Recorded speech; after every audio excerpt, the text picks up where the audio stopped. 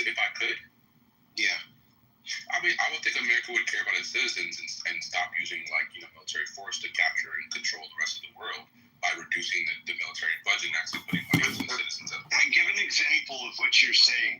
Give an example of that, too. Okay. I like an example. Diametric disagree, thank you. So I think that one of the best... You've shown how you handle money.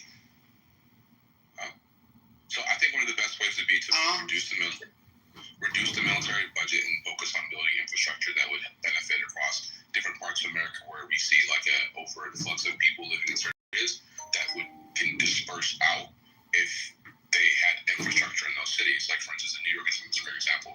New York as a state is very, very dead. The smaller cities, or like, the red states across the middle of America, Tennessee, Alabama, Mississippi, all those states that have the poorest of people, the lowest working class of people, the most uneducated people in the world. In this country, not the world, in this country, if we're able to build infrastructure, focus on education, and help those people out in those communities without spending the majority of our tax dollars on funding genocides and wars across the country, across the world, it would benefit them more, because I don't think the poor people in Mississippi actually benefit from America giving bombs to Israel to go and destroy Gaza or destroy African countries, right? Until it's too late. Long-term oriented thinking. And do you think all the people of Mississippi give a fuck about what's going on in the world?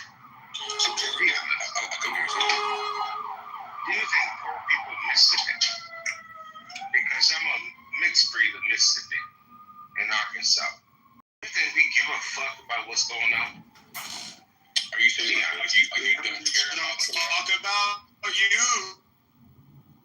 We just try to live. That's it. Yeah, so I'm saying, like, I would support spending more money to build those infrastructures out in those states that are the lowest of the lows and bringing down the country, to help them to those people, so those people wouldn't be very uneducated compared to the rest of Americans. They didn't have no jobs to contribute to American society. They wouldn't be living off of our tax dollars when it comes to different social programs, right? If we're able to invest in those communities and those places, rather than funding wars across the globe, right? I think America would be overall stronger. That's my opinion. So wait a minute. So do you know what eats up the most part of our debt?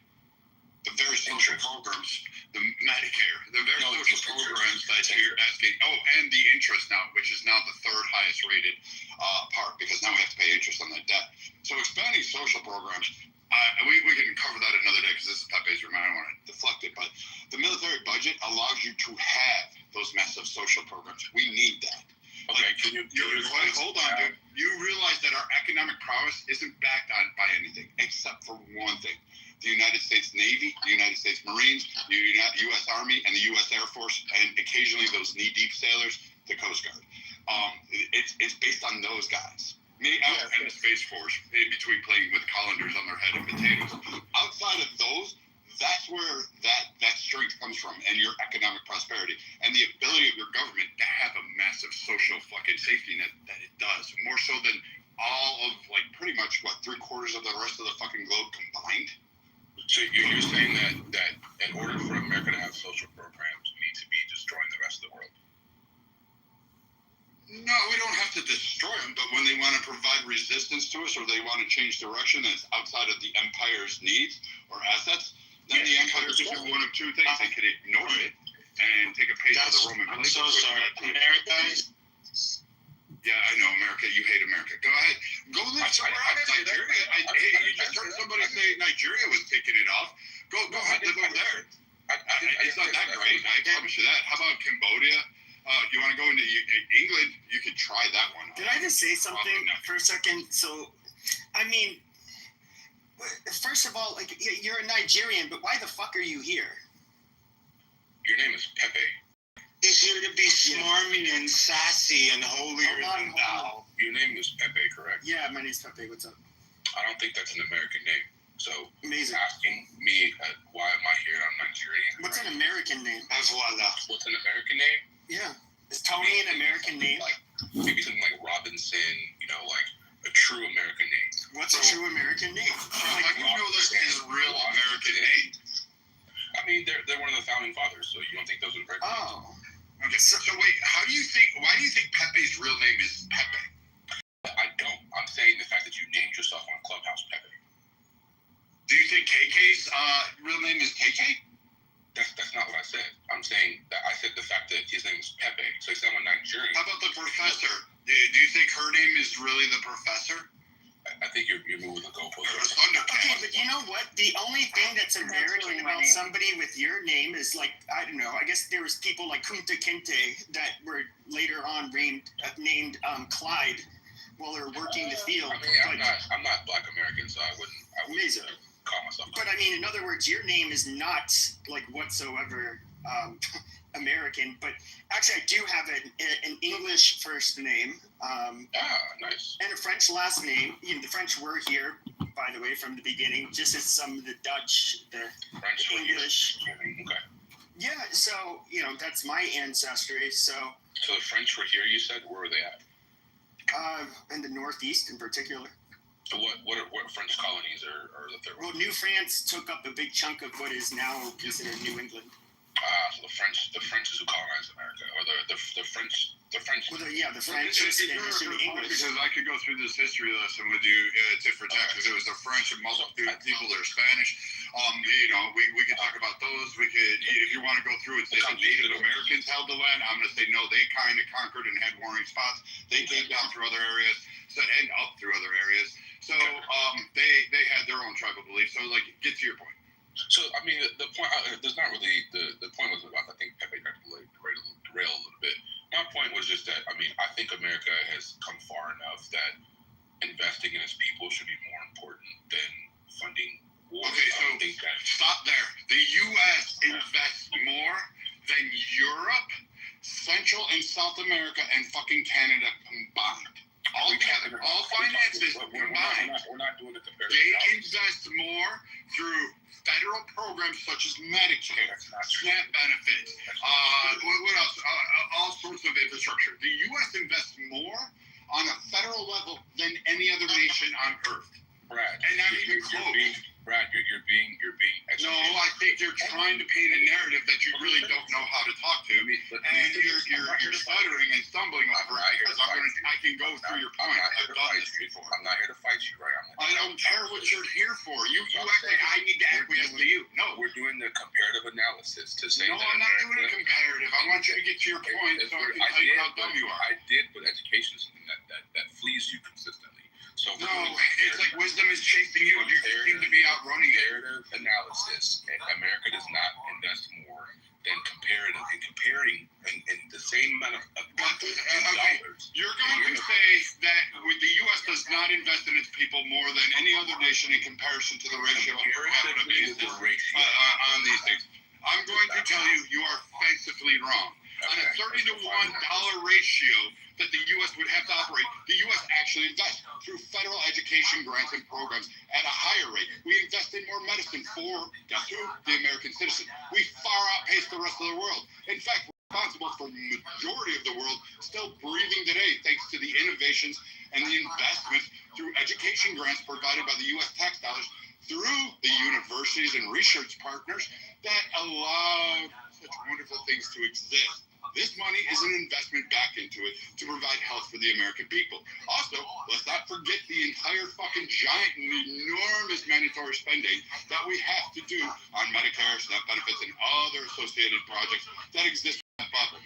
You leave that off because you don't want to talk about that number. That is the number one budgetary item for the United States. It is the one that is addressed the first. It is mandatory. It can't fucking twiddle with it. It goes up every year. So we do invest in it. The problem you have is that you want to sit there and go, the U.S. doesn't need to, put sanctions and economic sanctions. They don't need to, tell us we can't do this or prevent us from trading with, Russia or North Korea. They shouldn't be able to interfere with it. Too bad, so sad. Get strong. You were strong at one point. You guys came in, you conquered an area, you took the land, you enslaved people, you sold those people as slaves. You had your power dynasty. You lost. You're from Nigeria. You lost. So if we're going to use facts and arguments according to the data, right? Ranking the top 5 countries, it's France is number 1, 30% of its GDP. Denmark is number 2. Italy number 3. Germany is 4. Spain is 5.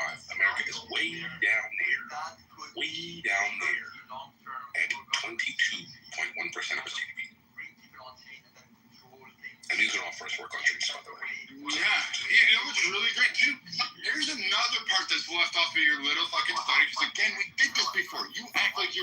you're like some kind of wisdom fucking guy when actually you're just really dumb and quoting Twitter specs.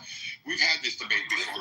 So again, when we look at this, those same nations like France, the cuckold nation that it is, it actually does spend a fortune on its people, but it also has external problems such as rising infrastructure and economic problems because it doesn't able to have. Dude, if I have to listen to you and you cut me off one more time, I'm just removing you from the fucking room. Oh, okay. So you're a faggot that likes to get bent over. So go on, go back to your fucking dirt dancing fucking mud hut, and we'll be there shortly. You'll hear a boom, and you'll go, America's back. And then you'll go running for cover. I hate you fucking immigrants that come over here and just want to bash Americans. I fucking hate you guys. I can't stand. I hate the way you talk to my fellow Black Americans. I hate the way you talk to my fellow fucking Hispanic Americans. I hate the way you talk to my Asian. And you think somehow your intrinsic value is because you got a free fucking ride for college over in this fucking nation on my tax dollars, my sweat, along with every fucking other Americans here. And we had to sit there and listen to your twaddle about you need to invest more in your people. Meanwhile, we uplifted you from fucking selling slaves and eating each other and fucking having no currency, no electricity, and no fucking water. And your biggest fucking prize was we sold black people to America, and then you want the same very black people to fucking side with you and your fucking talking points. I wish Black Americans would turn around, sit there and go, oh yeah, you sold us? We're going to wrap you up and we're going to sell you back to your fucking shithole country that you fled from. Fucking hey. Yeah, I don't know where these people get the nerve to like. They're fucking foreigners. They come in and they somehow think we should listen to them and somehow take their perspective on what would benefit the country they came from. Suck a fucking dick, dude. Like you guys would not like Nigerians would not. If I went to go be around a bunch of Igbo or Yoruba, whatever the fuck you call them, and try to tell them how they should be more me. I mean, they tell me to go fuck myself, rightfully so. I mean, that was obnoxious. Resistance, I tell you what. You said that stupid shit? I hope somebody dig up your motherfucking mama and your daddy and just skull fuck them. Don't do that bullshit here. Don't do that. Resistance, I have a very high threshold for what I allow on my stages. Like you can say fuck a whole group of people. Hell, you can say gas a group of people. You can say all kinds of stuff. I'm not gonna, that's your opinion. But you personally, what you said about her husband, like I can't let you back up after that one, dude. You know that I absolutely love letting the other side talk. Because that's the only way you can have a lively debate or discussion is allowing both sides. But yeah, dude, that was way too. Wait, is this guy still going off in the chat? And that's what I hope someone dig up your fucking mother, your grandmother, and put them up on the fucking front porch for Halloween. Skull and bones. Fuck you. I don't think guys like this. These guys are like they're not from this country. They just come in to like say shit. This is why I don't like Ilhan Omar or Rashida Tlaib. I don't like you guys. I don't think you should represent Congress. I really wish we would pass an amendment that you have to be American born to be here. That you can't immigrate. You can't marry your fucking brother. You can't fucking marry your fucking grandfather. And resistance, you can't have had 10 inches from your granddaddy shoved up your throat so far that it tickles your tonsils. And now you're crying like a buck broken bitch you are. I just don't get why in America we have to, like, the same shit's going on in England. Why do we have to cease being American? Like, I have problems. We all have problems in this country. Like, we dealt with fucking bullshit like slavery. We anti-Chinese exclusionary policies. We dealt with fucking Hispanic wars, and Hispanics so sad, whether you wanted it or not. And we did some shit back in the day. We also did some great shit. We put a man on the moon. We fucking fought and saved the rest of the world for 2 world wars. We did a whole bunch of shit. So, I mean, I look at this and say, I'm just tired. I just want my Americans to have a say about where they want to go. Like, yeah, I could get past race. I could get past the bigotry. prejudice. I don't want segregation. I don't think fucking lesser of people because they come from a different race or culture. But I'll tell you what, I really have disdain for Canadian cuckolds, fucking African booty scratchers, and fucking people from another nation that fucking come over here and benefit off of the American taxpayer, the American warrior, and the American fucking children education system, everything they built throughout their life. And you come back and you condemn it, and then bitch about the gifts and the privileges that were offered to you. Resistance. Their blood. I just want to say, like, what you just did, like, you called out a woman who we know her husband was killed in combat fighting for her country. But then, I personally really disagree with everything you say. You know that, but I give you people like you a platform. But I mean, at the end of the day, when it comes to this movement, this Free Palestine movement, you fight so hard for. Yet you're the same person that sits there and calls the dead husband who died fighting for a country a rat, a criminal, to her face, to his wife's face, his widow's face. I mean, and we're supposed to be on your side. We're supposed to you guys are somehow righteous. I mean, the only message you're really getting across is that you kind of solidify the idea that, you guys are, her husband wasn't white, by the way. I mean, I don't know, dude. That was just the most disgusting thing I've heard you say. Wait, is this the Palestine?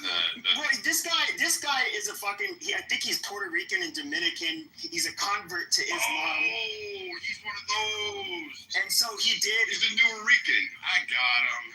Okay. Yeah, so he converted. I don't know if it was in jail. Hi, Jane. Good Shabbos. I'm recording trash, wasting their time. If I were you, I would run away as soon as possible. This is very stupid, toxic communication here, Jane. Spare yourself the suffering. Spare yourself and run. You're not even one of us, bro. Like, cut the fucking shit. So he's like county jail. I got folded up. Some guy hit me in the shower, lubricated his dick with perk blood, and now I'm converted and I've sucked the whole jail booty hole Islam dick crap, right? And then the rest of the community is like, the fuck out of here. I got it. And I'm trying not to go there. I'm just trying. I know you could go there. I'm okay with it today. I mean, you know what? Slap my ass. Let's tickle you with some bacon, motherfucker. Yeah, right. Also, I think it's stupid for him to even say those comments because it's against the terms of service. First of all, you cannot speak disparagingly about the deceased or attack up someone as the victim of a tragedy. So yeah, so that's really stupid to that point. Second of all, you know what? What? Yeah, because I'm going to pick on him now, and then he's going to say he was tragically abused again. Okay. Well, damn, KK, why would you sit here and talk about terms of service? Because it's important for people to learn. Just learn, and you're going to have to learn. No, they're going to have to learn. Because I know the man in the audience. Violated that.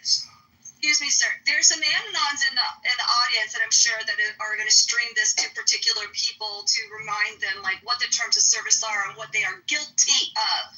That is my point. And this is the sad part. It is true. My husband served so we all could have the freedom of speech, even though it's vile and ugly like resistance is. But what I have a problem is that he is lumping in anyone that serves in the military up on stage have had family members that have succeeded and done well in the military and they served.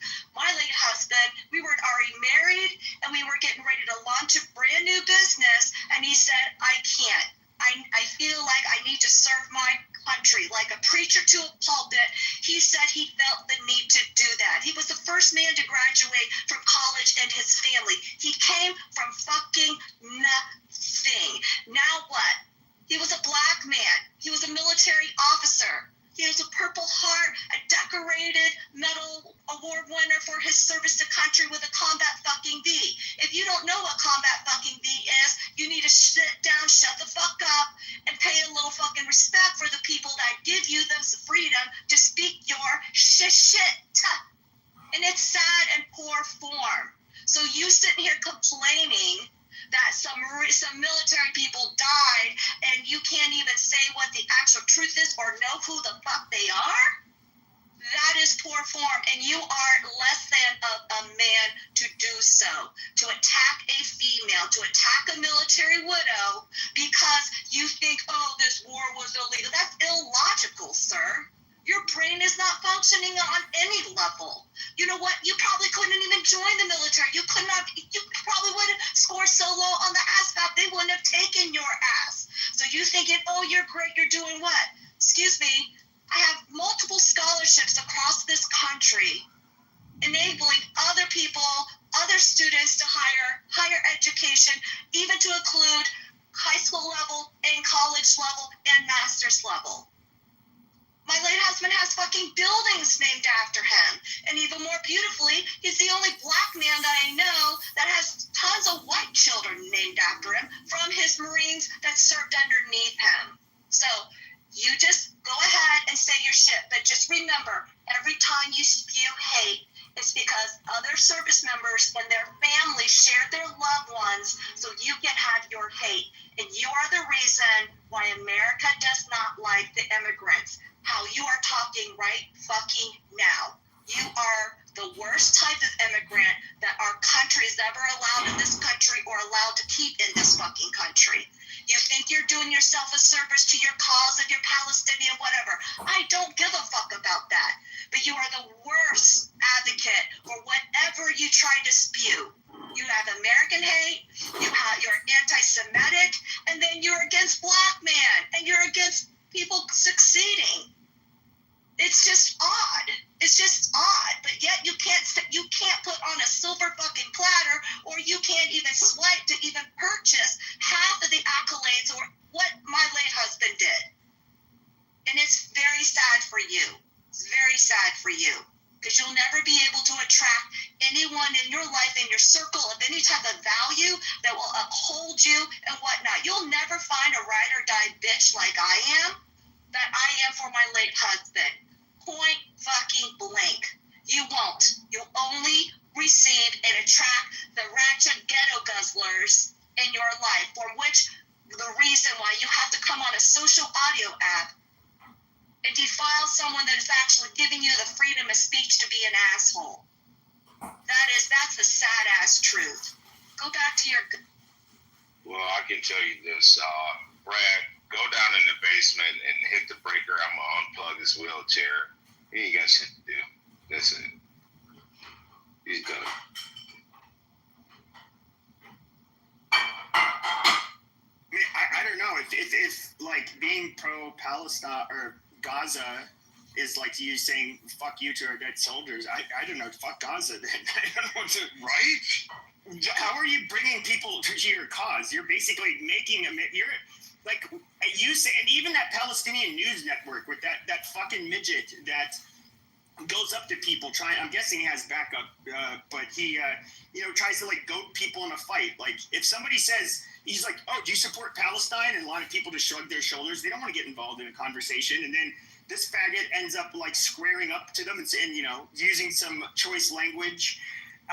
What do you think you're doing? All you're doing is making like Americans fucking hate you people. It's bizarre. It's more than that too. Like first off, October 7th, Americans were hurt. I get it. You may have a certain feeling about groups. I don't really give a shit. At first, they were Americans. I would literally go in. I don't care. Man, woman, child, grandmother in a fucking wheelchair. I would bomb them all. I don't give a fuck. You decided to fuck around and hurt an American. You wanted to rape an American girl who was there for a fucking music concert. Fuck no. I wish we would have unleashed the 20,000 fucking devil dogs in there. You want to see hate? You would have saw those fucking Marines come in there. They would have fucking threw their weapons right up their rectums and pulled those triggers, having a fucking field day. They would have made the Geneva Conventions a to-do list. So this motherfucker doesn't have it. Like, right there, right away, I don't really give a fuck about the people of Gaza. I'm sorry, some of you are Palestinian, and you tell me to be more considerate and kind. I don't, because you fucked around with Americans. It wasn't my fight till you attacked one of us. Once you did, I'm done. I hate you fucking supporters. I wish you would go back to doing self-immolation, you know, like the motherfucking idiots that were setting themselves on fire for their protest. I wish you guys a whole lot of luck with that. I want you to go ahead and do that, more of it. I want a whole epidemic. I want fucking CNN to have weeping tears from fucking, I don't know, what is it, Joey Behar or whoever the fuck is running that network. I want to see tears on Whoopi's face going how sad it is for these students who are standing up for Palestine. I want you guys to go ahead and do that shit. Because I don't fucking care. Like, I'm done with it. It's not my fight. I don't really fly and give a fuck. And if Israel conquers it and says, hey, you know what, we're taking them all out, let them go wherever, I'm fine with it. Hats off. It's their fight. At least they're getting hostages back, and at least they're avenging the fucking Americans that were raped and killed and kidnapped. I don't fucking care. I don't give a damn about it. And if you are so big about it, go over there, kid up, and go yell Allah Akbar, go try out one of those little vests with the dead man switch on it, and see how far you fucking get. Like, I don't see you running over there. I don't see you fucking doing anything. You're on a social audio telling, like, Pepe and other Israeli people, like, go fuck themselves or whatever. Like, get the fuck out of here. That's why nobody likes you guys. Nobody wants to side with you. Ilhan Omar is your fucking virtue signaler? Like, get the fuck out of here. Like, I literally... Like, I'm fine with it. Do whatever you guys fucking want to. It's just mind-boggling. You know, dude, and Resistance knows this. This is why I usually let him speak. You can say you hate a group of people. You can say the most. I'll even let people say anti-Semitic shit, anti-white shit. We all know I do that. I really don't give a fuck. I'd rather you just speak your mind. But yeah, that was way too personal, bro. Now that is just beyond low. There's no excuse for that. But I'm glad that that's what you truly think about people who serve our country. I mean, that really does speak volumes. You know, where's Ray? Ray's in here somewhere. Ray, this is why it's hard to, like, get mad at Lion at times, because sometimes the motherfucker's right. And when he says, Brad, these people ain't like us, he's not fucking lying. And I get what he says now. Damn it, Ray. I hate having to acquiesce and say Lion was right on this case. But 2 cases today, Lion has been fucking 100% dead on, spot on right. Oh, well, shit, I'm still lying there. What was the case? The Lion and Ray and a bunch of other guys have been arguing, Brad, like, don't fall for this shit. Don't fall for the people from Nigeria and Sri Lanka and all this stuff. Don't fall for that bullshit, because, you know, when we needed help, these motherfuckers were selling us. These motherfuckers were fleecing us. These motherfuckers were taking money from our back pockets. And then they're coming in when we're fighting for what's supposed to be ours. We're fighting through, you know, civil rights and all this stuff. They said, like, Ray, I don't know if it was Ray, somebody said it best. These motherfuckers were nowhere to be found. They were hiding. And then when the fight and the dust was over, when the water hoses were turned off and the German shepherds were paneled back up and passage went, and, you know, Johnson got his fucking victory and civil rights was there and a collective pause, that's when these immigrant black people from Africa came riding over going, hey, brother, how's it going? They're like, you know, they said all that shit, Kate. It's the same shit that Sig says, the same shit Gerard says to me all the time. Did you not listen when we spoke years ago? Okay, there you go. I just didn't want to believe it. Okay. We told your white ass. Shit. Wait, so are you gonna be cool with Lion now? On this one, I have to eat my words. I hate eating fucking crow. But damn.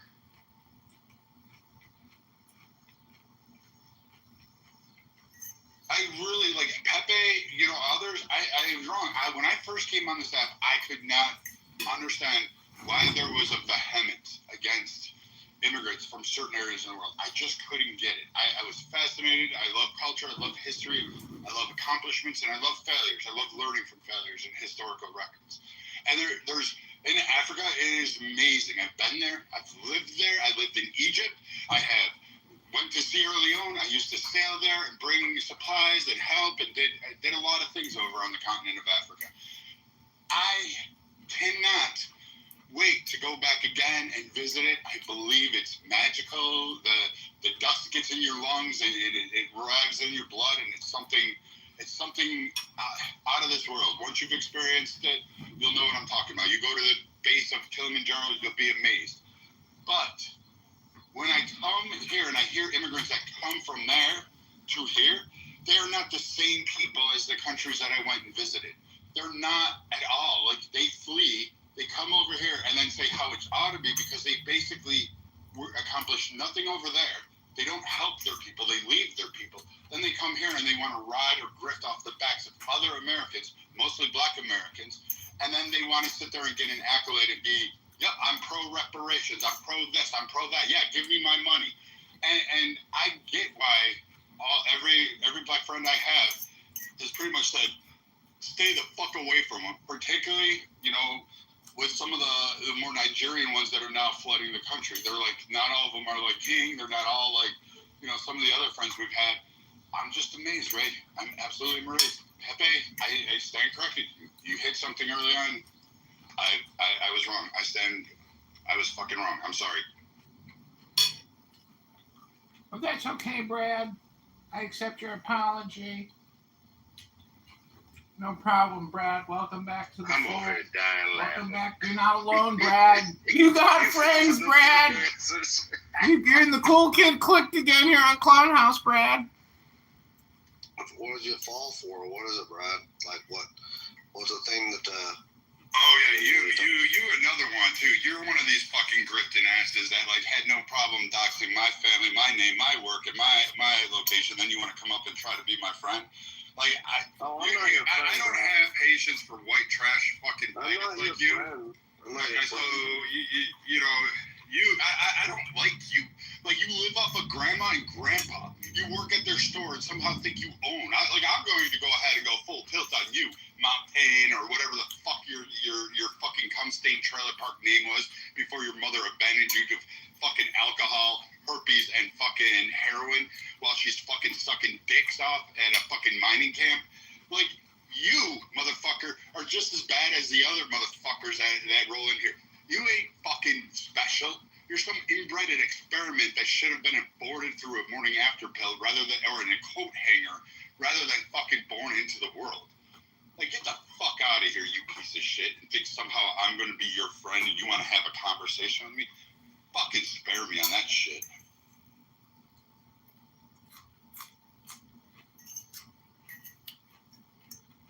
Well, I think America is just getting sick of fucking immigrants all together, dude. Way too many, way too fast. And, it's just the entitlement. And I think the worst things, slogans I would hear is like, everybody can be an American. The fuck you can't. That almost means like being an American is nothing. Like, you can have your shitty culture, your shitty religion, your shitty language, and you can come here and somehow you're just like us. Like, no, absolutely not. And, I completely disagree with that. And that will include people that are anti-American, which definitely do not consider them American. But, a lot of these people, they have so much negative to say, but of course they had to come here. They have to live here. They don't go back to where they came from.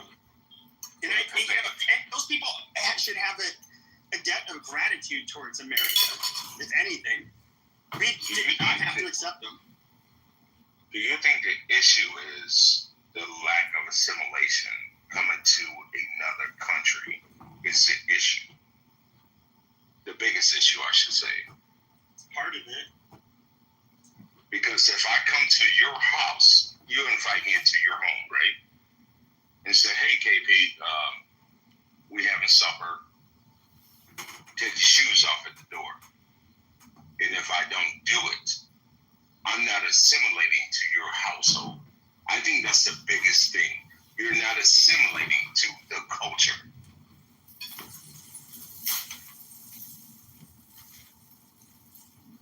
I don't know, KP. Like, I get that they're not assimilating, but it's weird because then infection of coming over, and it's not all immigrants. There are immigrants over here that want to fucking work. They bust their ass. They're like, I love America. I swam. I conquered. I did this. I followed the steps. I'm standing up. I got my citizen card. I'm swearing my Pledge of Allegiance. I'm so proud. They have their Instagram videos. They're happy. I'm like, hands off for you for that shit, because you're going through, you're doing the work, and you're actually showing dedication. And they're not asking for the handout. They're sitting there going, yep, I know it's going to take me like 5 to 10 years to go ahead and get my citizenship. It's going to cost me money, time, effort. I'm going to have to, learn English. I'm going to have to do all these things. They go through it. And hats off to every single one of you that does it. You become proud Americans. Proud of you. Welcome to the country. Hope every manifest dream you have fucking works out for you. The problem I have is we have an infection with some of them that come over that want to just leech and grift off the system. They just want to be, what is America going to do for me? Because I was born in Sierra Leone, and I've been oppressed, and I'm in Sierra Leone, and I saw horrors, and I need a better world. And then they come over here, they get a free college education, they get a free fucking home, they get free fucking shit all the time, and then when we set them up for success, they want to bitch and complain and go on to rooms and think how intelligent they are that they have the answers to the rooms when they couldn't even stay in their own goddamn country and fight for it. They didn't want to run for politics there. They didn't want to even so much as get a PTA meeting to fucking educate the other fucking pieces of shit that were like fucking practicing suicide bombs in their own fucking villages. No, they wanted to come to America to live in great wealth, to eat fucking McDonald's fries, and fuck some college girls while doing fucking weed, and think somehow that they are the existential purpose in life. And they're not. And it's time we recognize that. And the same thing with the white fucking mashed potato, white trailer park trash that we have in this fucking country, like the mountains. And literally, they are mashed potatoes. They're just like fucking flopped in front of a plate and just kind of gooey, and they have no fucking flavor. They are just pathetic. And these people literally want to just sit there. I'm white. Give me my checks, and everybody else is taken from me. But these motherfuckers want to live off of welfare like it's a fucking Olympic event.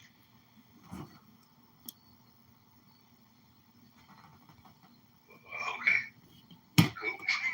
Damn. Because how your last statement about the trailer park, that's how I feel about these hood boogers that's doing this stuff. It's stupid. Yes, I own the land, Allure. We do.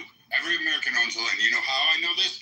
Because no one's come to take it away and told me that I can't own it. So that's how I own it. Your Native American, your indigenous tribes, they fought. They kept it. They decided they didn't want to advance. They didn't want to incorporate new technologies. They wanted to maintain traditions and customs and cultures. Meanwhile, they wanted to attack other tribes instead of unifying.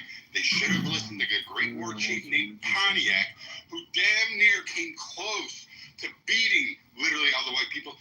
And then your own tribesmen, your own Native Americans, fucking turned their backs on him because they wanted to go back to infighting over fucking nothing, nuts and fucking berries and wampum. And decided that, hey, it was better to stab Pontiac in the back and leave him to fight the English on his own. And you had your shot, and you lost it.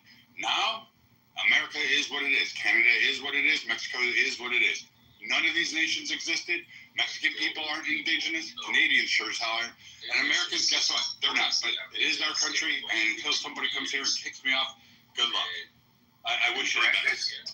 Brad, that's something that's really not talked about here in Michigan.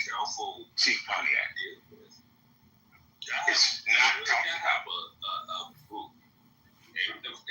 That's what I'm trying to get up. I'm trying to get up a group of people. I'm sorry, I don't know who said it. They talked about the assimilation.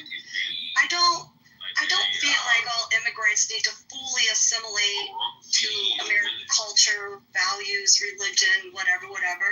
But I think they should at least. I feel. In my opinion, I think they should at least respect what is current and what is the culture and what are not just the rules of the land on paper, but also the rules of society to be actually a good human being in our country. You know, I mean, and understand there and accept there are some differences, but we respect different cultures or niches of groups to include, like, for example, in the Pennsylvania area, the Amish. You know, we respect their ways, and we don't try to press the American ways that are not Amish-like, and they don't cast judgment and try to, you know, belittle Americans that are not Amish in that way as well. So it's just like, have the respect of the country that you are immigrating to, or the country that you're even actually visiting. Like, if you act like that resistance guy did in Japan, forget about it. Like, he would not be able to get a job. No one would give him a hotel room, let alone house, give him a home. He would not even, people would shun him in the streets, in the restaurants, and the train stations, everywhere. It's just, I don't understand why, you know, people can't just have just a tad of respect when they come into this country.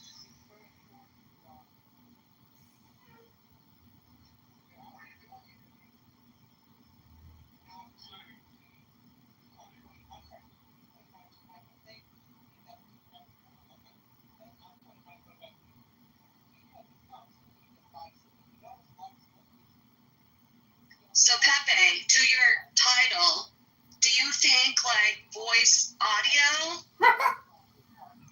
will then be used It's against like, people? oh, there's a subject? There's a subject. Oh, I see. Yeah, Abby's talked about this. She said that I think there's already stuff like that out there. I think there's stuff like that Yeah, out I there. wouldn't be surprised. Abby, talk about that. I think there's stuff out there just like put it that. this way, like I have global entry, so when I go to the UK, I'll be standing, it's a very short line, but literally I get off the plane, go into that line, and before I can even just come up to the to the immigration person, they're already like, okay, yeah, we got you, because you know, you give up that information ahead of time, and they pass that information, and I didn't even show them my passport yet, and they don't stamp the passport that they used to. It's all kind of electronically done, but it's all the facial recognition from that. Think of it this way. You know, that's the reason why to get TSA pre and global, you actually have to go in, and then they do take pictures of you. I believe they did. It's been a while since I did that. It's like 7 years or 8 years long, but I mean, they already have, even globally, be able to use your face image and be able to recognize who you are. Well, they also put you through the interview code game, so we have the exact same thing, and it's your photograph fingerprinted available as well as an interview. Yeah. It generally takes like 6 to 8 months. Because they have to do an Interpol background check on you to be able to acquire that. There's a lot of stuff going on in politics. Yeah, and it has to be in person. I do remember that. I forgot that it's been so long, and I forgot that they did do the fingerprints and everything. I think what was beneficial for myself is that I was already kind of listed with and connected to the Department of Defense due to my family's military time in the military service, so I think that kind of rushed it pretty quickly, I think, but yeah, it's interesting that they share that. Yeah, Kiki, you're correct, because mine took 3 months to be done because of death, but most people, it could be between 6 to 9 months for global entry. Pre-check, I believe, could take as soon as like 30 days. Yeah, like Nexus. Yeah. Yeah, you know what's wild is when we were stationed in Guantanamo Bay, Cuba, even though I was a military spouse and our children, I had to still go in for a whole nother separate interview because it was going to be in Cuba, which I thought it was interesting. Like, I'm a military spouse, we're on orders. They're like, don't care, anyone adult, they have to go in, have this interview just to be cleared and vetted to get on the airplane to go to Guantanamo Bay. I thought that was. Here comes John, probably with some subtle shade. John, every time John enters the conversation, he always starts with some subtle shade before giving us some Johnisms. Give us a pound, John. Give us a pound. I'm sober. Holy shit. That was sober? What'd you say, KP? Who's sober? You guys see how you're sober? That was not He wasn't. Yeah, that wasn't sober. Oh, He was. Yeah, he was like on the brink of falling over, but he wasn't there yet. Oh. Y'all talking about Bruce? Y'all talking about Bruce? Not driving a busload of pregnant nuts. They did not.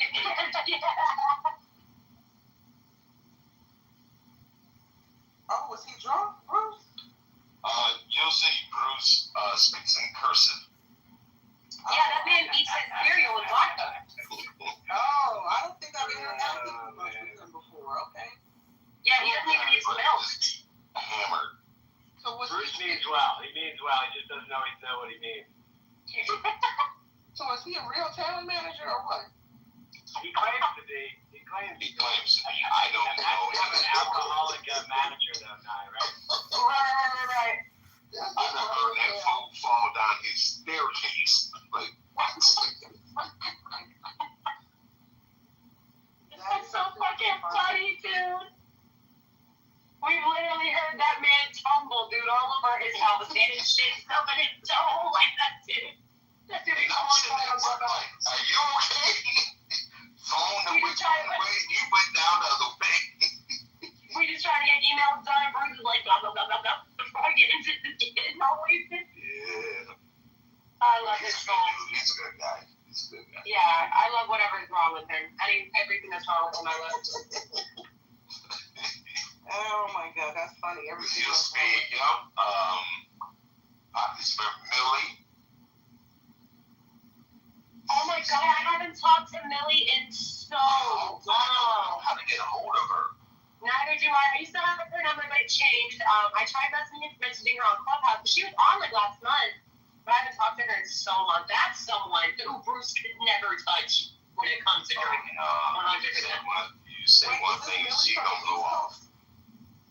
Millie survived, I think, is what her house was. Yes, she was from the East Coast and she moved to the West.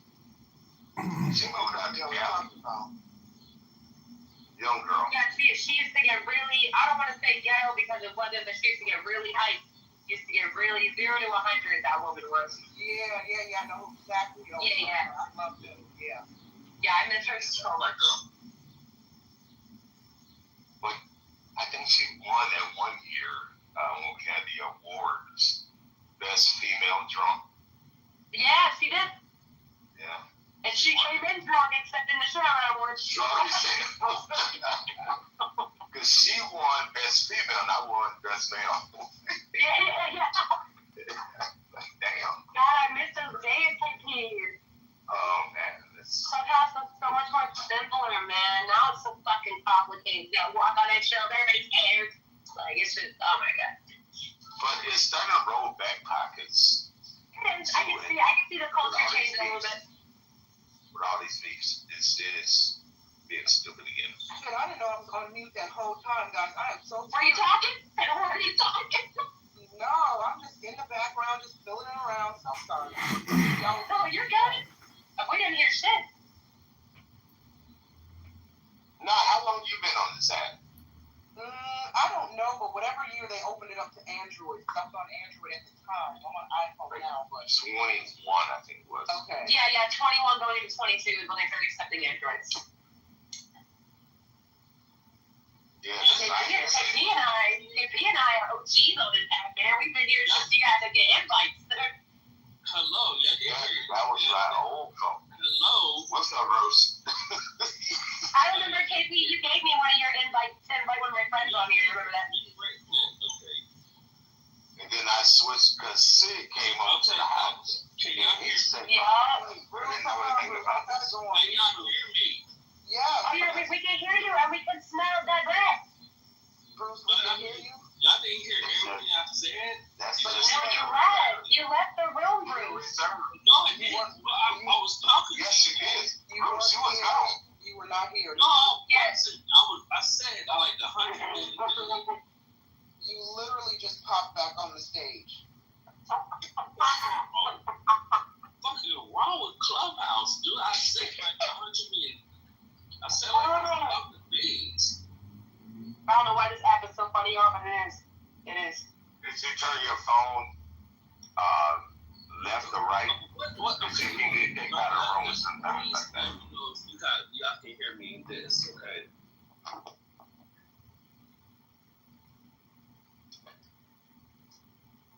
Can you hear me?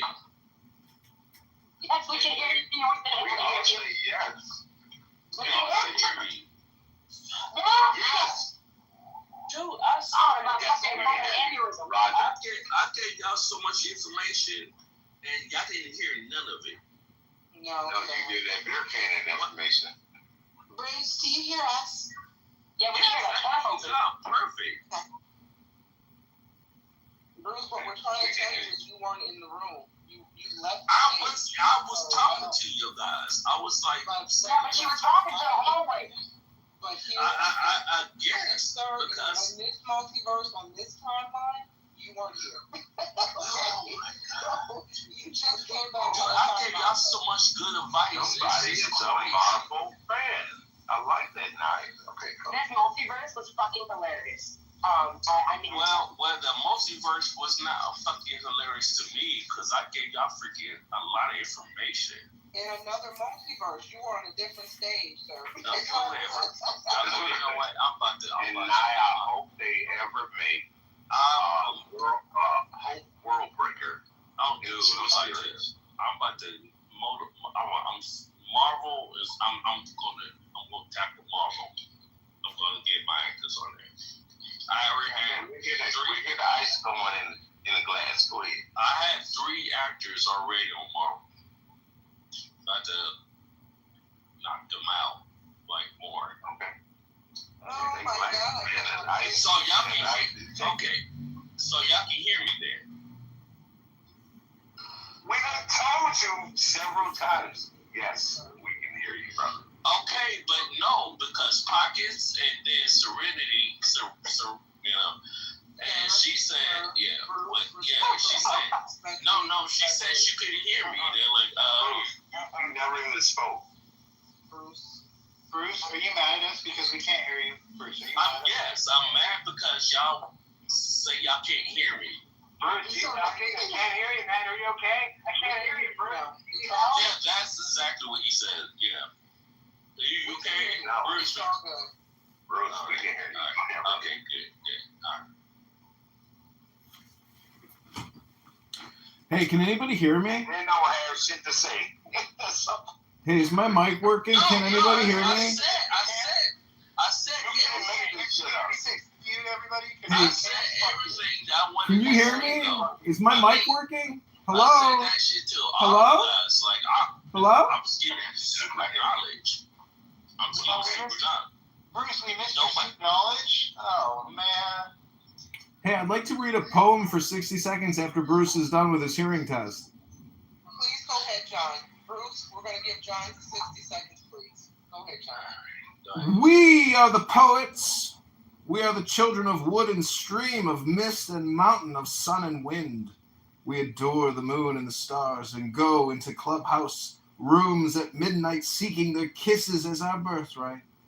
We are the Greeks, and God grant ye all my clubhouse brothers to be as happy in your loves, and to us the rites of Eleusis should open the doors of heaven, and we shall enter and see God face to face. Under the clubhouse stars I go forth, my clubhouse brothers, and drink of that lustral dew. I will return, my clubhouse brothers, when I have seen God face to face, and read within those eternal eyes the secret that shall make you free. Then will I choose you and test you and instruct you in the mysteries of clubhouse. Oh, ye brave hearts, and cool eyes and trembling lips. I will put a live coal upon your lips and flowers upon your eyes and a sword in your hearts, and ye also shall see God face to face. Thus shall we give back its youth to the world, For like tongues of triple flame we shall brood upon the great deep. Hail unto the lords of the groves of Clubhouse. That was actually pretty good. From a white person.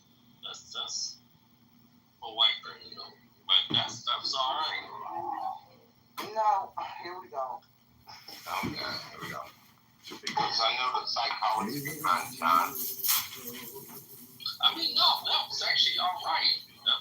Oh, okay. You can follow that code, you want to. If you know anything, you know something. But wait, when you say for a white person, what do you think you think white people aren't poetic? They can't be poetic or something? Your audio just went really low again.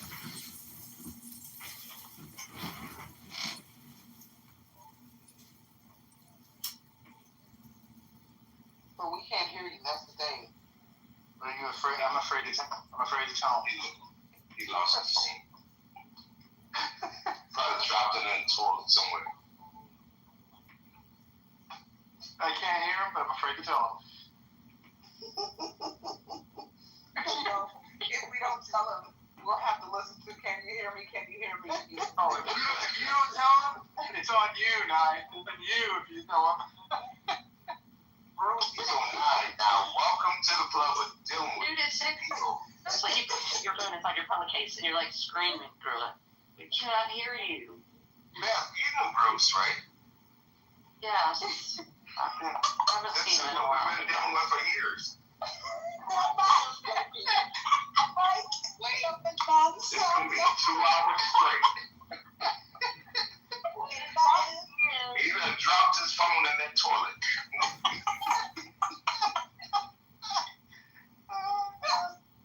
He's going to come back with a rap. Or he done fell down those stairs again, and the phone is upstairs. Yeah. He tried so hard. Still talking that motherfucker. God dang it. I can't do this shit today. Oh my gosh. I am not lying, Mr. Big. Hey P, you have me over here in tears. I am laughing so hard. I wish, as a moderator, we had the ability to do that to the phone. They keep talking and we can't hear them and they don't know it. Hey, John would be the first one we tried on. And trust me, we'd be like John, read us a 16-minute poem, will you? Read us a 16-minute poem. No, I would never say read the whole poem. You know, I used to just stand up. Okay, you guys ready? Here we go. I promise we'll listen. We will listen. If you go first. You guys have spent 50 hours a week talking. You guys have spent 50 hours this week having random thoughts and random conversations. I have come on here and read many books. I think hearing him talk and then accuse us of not listening to him is the funniest fucking thing. And guess what? He's still trying to stand up. Can't even get up off the staircase. He's trying his best. I don't think I've ever I don't think I've ever exchanged this many words with Bruce. Did you hear him? You can hear him really quiet. He goes,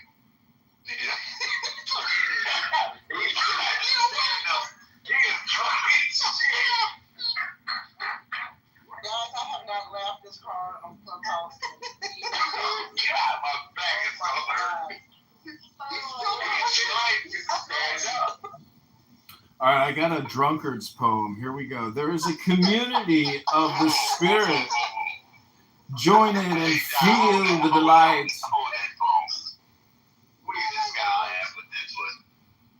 Drink all your passion. And be a disgrace. Close both eyes to see with the other eye. Open your hands if you want to be held. Consider what you've been doing. Strong-minded people don't fall for that. What do you stay? Why do you stay with such mean-spirited and dangerous partner? For the security. I'm not playing against this. Oh, he likes the poem. Oh, see, Bruce likes the poem.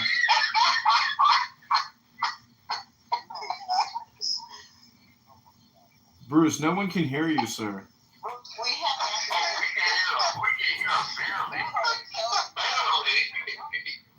And you keep going on and on. I just heard him say, I just barely heard him say, y'all can hear me, like he's under 3 feet of water. That phone, I told you that phone is up there. He literally thinks we're gaslighting. He thinks it's a game. Down the stairs again. Bro, it's just your volume is very, very, very low, so we can hear you just badly. He's saying, John, read a poem. Bruce is saying, mute, everybody mute up. Everybody mute up. Bruce is telling everybody to mute up. Bruce is telling you all to mute up and listen to John's 60-second poem. No, Bruce is in the stomach of Shamu in SeaWorld right now. He'll be back when Shamu pukes him back up. Oh my God. Bruce, that's what we're trying to tell you. Bruce, that's what we're trying to tell you. You're in Shamu right now. Very low. Your volume is very low. I only like you on mute so you can hear what we're saying, so you're not speaking over us. Your volume, okay, he's not listening. Bruce, I'm going to fire you as my talent manager. Oh. Damn. I only moved you to the audience just very quickly. I'm going to bring you back up once you hear this part. he can't find his phone. Well, your phone is just very low. He fell over. He can't get up. It's not that we can't hear you. We can barely hear you, sir. So you need to fix the audio.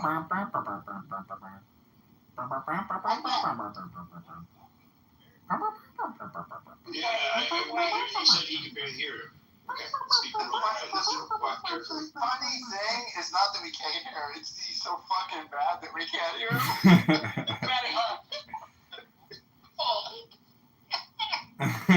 Could you imagine just saying the same thing over and over again? Why can't you hear me? Can you hear me? Can you hear me? Can you hear me? Like, dude, what is wrong with you? How about you leave the room and come back in so we can hear you? I think Bruce has brain damage. I think that's the biggest problem. Simple audio issue.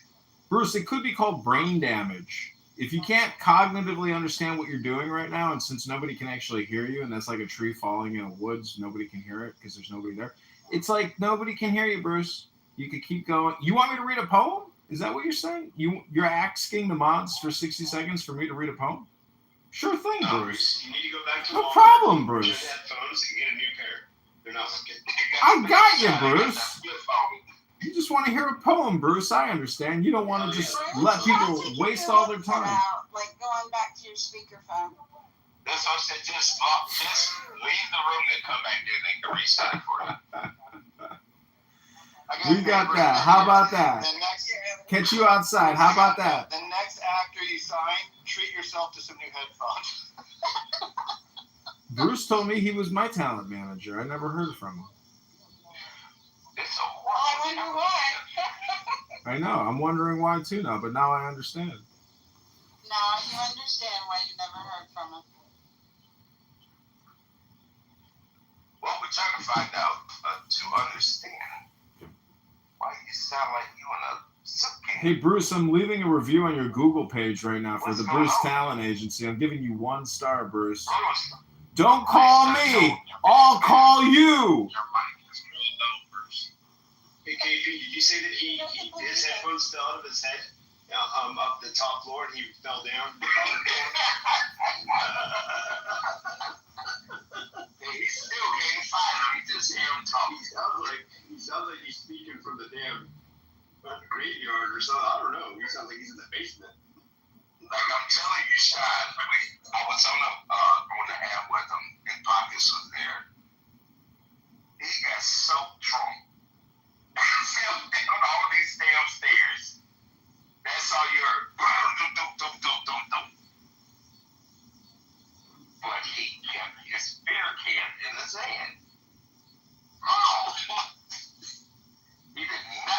white beard. Oh, he went on mute. So he stopped speaking. I think he's trying to find his headphones now. He just realized they weren't in his head anymore. Or he found out he concussed and passed out. One of the two. They can't get over it. Everybody gets so mad at people for not hearing them. Like it's our problem. That's fucking hysterical. Yeah, just reset that, then. He came back so clear, like he had been on mute and been telling a whole dissertation about something, and he's like, I've been talking to you the whole time. And then he came off mute, sounded good, and then he went back into the mud. And he wasn't even in the room. Yeah. He kicked himself out. I mean, he sounds like he's got a muffin to his mouth trying to talk, like from another hallway, like far away from his headset.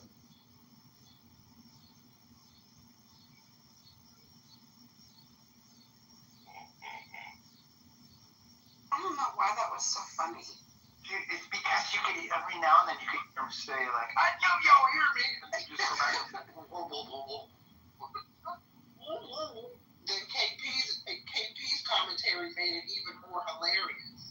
KP said I've been dealing with this for years, and he fell down the steps, and he's down the steps, and he's upstairs. I literally had real tears in my eyes. This was the funniest room. I'm trying to be watch my words because I know sometimes I hate maybe don't say that. This mofo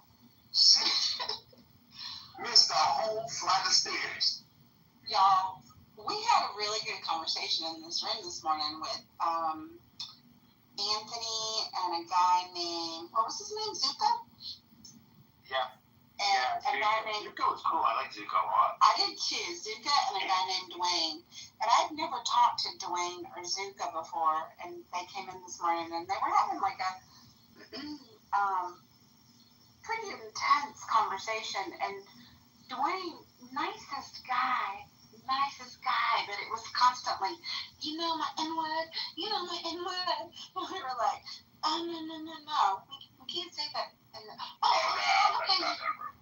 Oh, yeah, I'm sorry. You know my N-word. I was like, stop. Are you talking about Black Anthony from New York? Black Anthony from New York? No, this Anthony is from Georgia. Sorry, why you do that to me? Oh, I can hear you now, Bruce. I didn't kick you out. If I kicked you out, you wouldn't have got back in. We can hear you. Bruce, you're fixed. We can hear you now. That was Anthony from New York, unless he moved. No, I didn't. Yeah, I didn't. Nobody can talk about you. I'm Bruce, talking I about didn't Anthony. kick you out. I know, Serene. Love you. Yeah, he's pretty cool. Really good guy. Really smart dude. Bruce, did you fall down the stairs with a beer in your hand and leave your Yeah, headphones shut up. upstairs? Shut the I ass. can barely hear you, man. I can barely hear you. What's Oh, you going still on can't with hear your me? No, you can't hear me headphones? now. I can hear you now. No, we can hear you You're now. going lower. Like No, you we came in can't. and We you can't. were No, normal. we can't hear you. We can't hear you. Fucking white people, I swear. He's a black guy, Bruce. I'm talking. He's drunk. He's drunk as shit. Yo, I'm dead. I mean, I know I'm sorry. Kate's black guy, I can tell. He's from LA. So I didn't know that. He's from LA. I'm not black. No, I'm not from East LA. I just grew up. Oh, you just say East LA. Why would you say I just say LA? I'm not from LA. Got you. And I'm not black. Alright. Whatever. I'm not. Can we just go on to what we're talking about? What were we talking about, Bruce? I swear to Give us a reset. God. Bruce, give us a reset. Give us a reset, Bruce. What were we talking about? I don't know. So. Bruce, what would you like? I'm sorry, sir. Oh my God. Bruce, what would you like to talk about today, sir?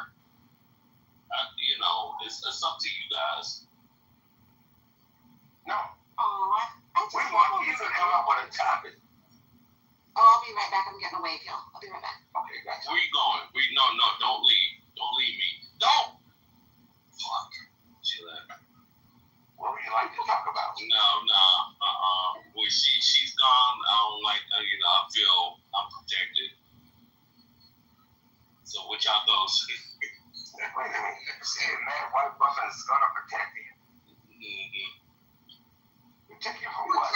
Protect you from what? From y'all. From all y'all. On the stage. No, from all y'all. When Serene gets on there, that's why I get on. No. Serene. Listen, if Who's she's Serene? your goddess, at least her Serene. name right is Serenity. What the fuck? I mean. Now you got me so wrong. Okay, see, I'm scared of her too. I'm scared of all y'all. Serendipity is the owner. Serendipity. I can't fucking never say it. See, that's what I'm saying now. Scare everybody, see. Everybody. I can't make these jokes up. I can't. You know what? Y'all scared me to death. So. Scared to death. Where's the pocket now? Pocket saying, if pocket saying, I'm going to be like, In the why? Can he hear? Pockets. Well, I don't know what's going Scared on. him to death. To be honest with you. Death. I don't know. Pocket's concerned about casting couches. You know what? She pockets. When pockets in here, and I feel safe. I don't feel safe with you guys. I don't feel safe with Mike and why I don't feel safe. You want to be more specific? I don't know why you don't feel safe with me. I mean, I feel safe with pockets and Serena. You know. I don't know why you feel unsafe with me. This is my first time engaging with you on this app, and I thought we had a pretty positive conversation. I mean, we did, but you kind of turned on me. When did I turn on you? I mean, we was talking about some positive stuff, and then you just, kind of turned on me. So when did I turn on you? Wait, I'm just curious. Because I'm curious. No, because the rest of them did. Very fantastical narrative you crafted in your mind about you and I today. Please tell me more. When did I turn on you? See, just scared right now. I'm just telling you, you turn on me, I'm about to tell you, bro. You about to climb the tree. You don't want to go up there. See, he's scared me too right now. See, I'm trying to I'm just here trying to have fun and stuff, but y'all scared. Pockets and This is how I can tell that you have very few. You don't have an imagination, because what kind of man can't see? That scares me right now too. What kind of man can explain himself? Why are you talking? I mean, I'm trying to explain myself, but you won't let me. No, I've asked you multiple times. I mean, we was talking really good. I love the way. Yeah. Bruce, we talked. Hold on, stand down, bro. Stand down here. Just give me Kate scared me too.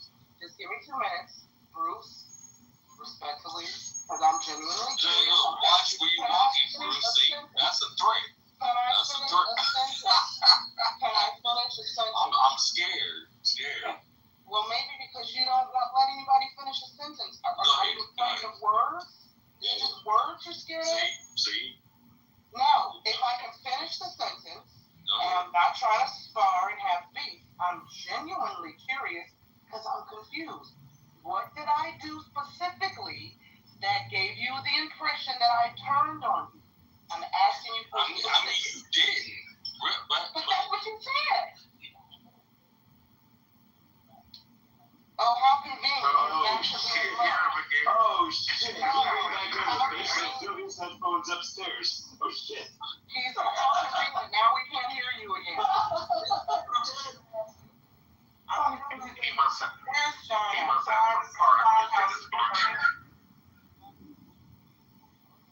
He's got some particles in his Bluetooth or something. See, now you fucked up. You should never ask him a question when he's trying to walk downstairs. Hey, let's listen very quietly. Hold on. Let's listen quietly. We can hear it if we're quiet.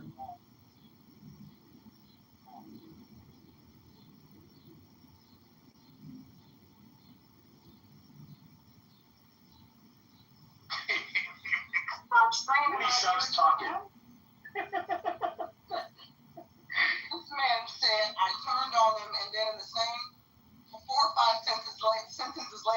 then turn on them. I swear, y'all.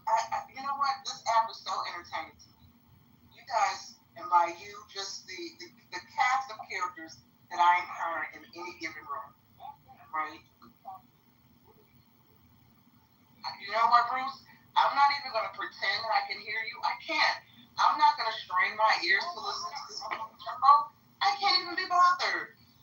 But when you get a good mic, a good loud mic that you can be loud and wrong on, ping me so I can listen. Oh, I'm tired of this shit.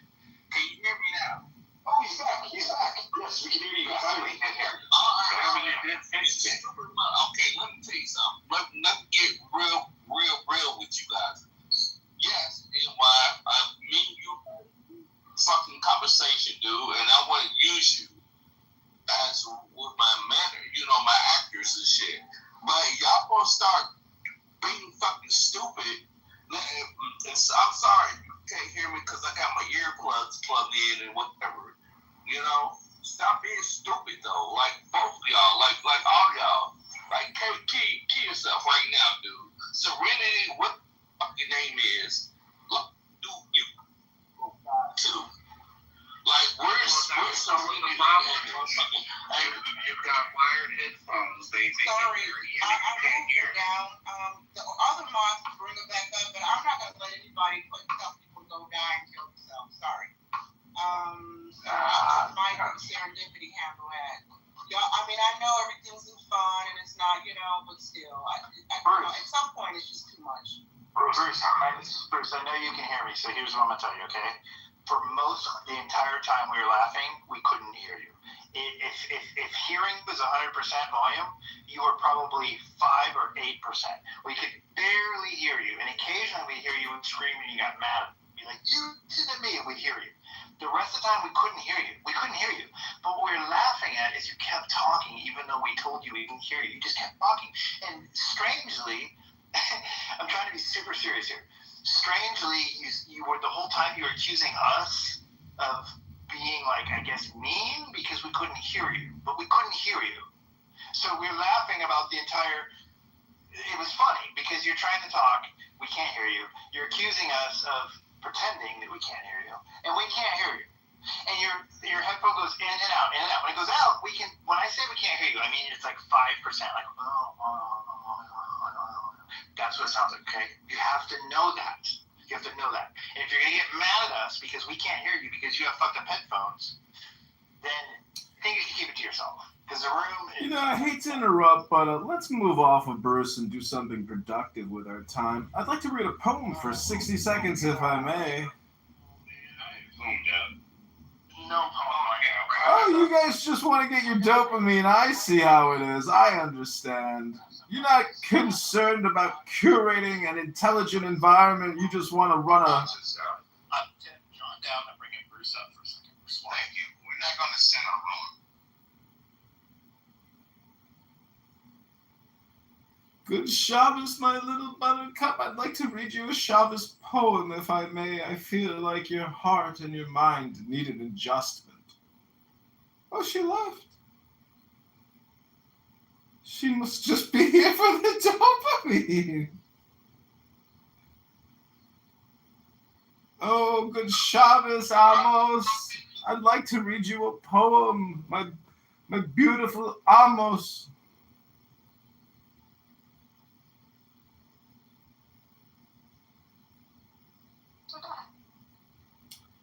Okay, you guys ready for your super secret magical Shabbos poem? It's only 60 seconds.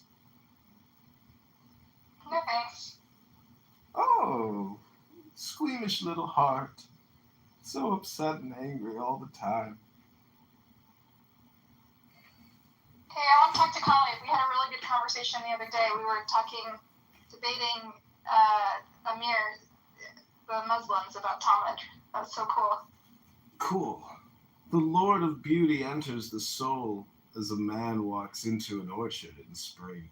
Coming to me that way again, light the lamp in the eye of Joseph, cure Jacob's sadness. Though you never left, come and sit down here and ask, why are you so confused? Like a fresh idea in an artist's mind, you fashion things before they come into being. You sweep the floor like the man who keeps the doorway. When you brush a form clean, it becomes what it truly is. You guard your silence perfectly, like a water bug that doesn't leak. You live where Hashem lives, because your heart donkey was strong enough to take you there.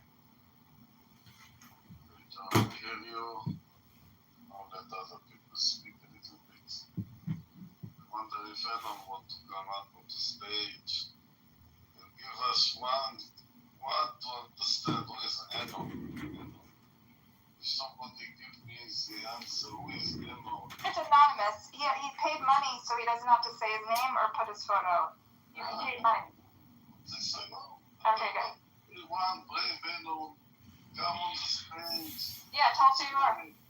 I am Shuki. Coming here. שוקי. עמוס, תגיד, אם מישהו משלם כסף, הוא יכול לדעת מי זה Oh, Harry, you're all alone.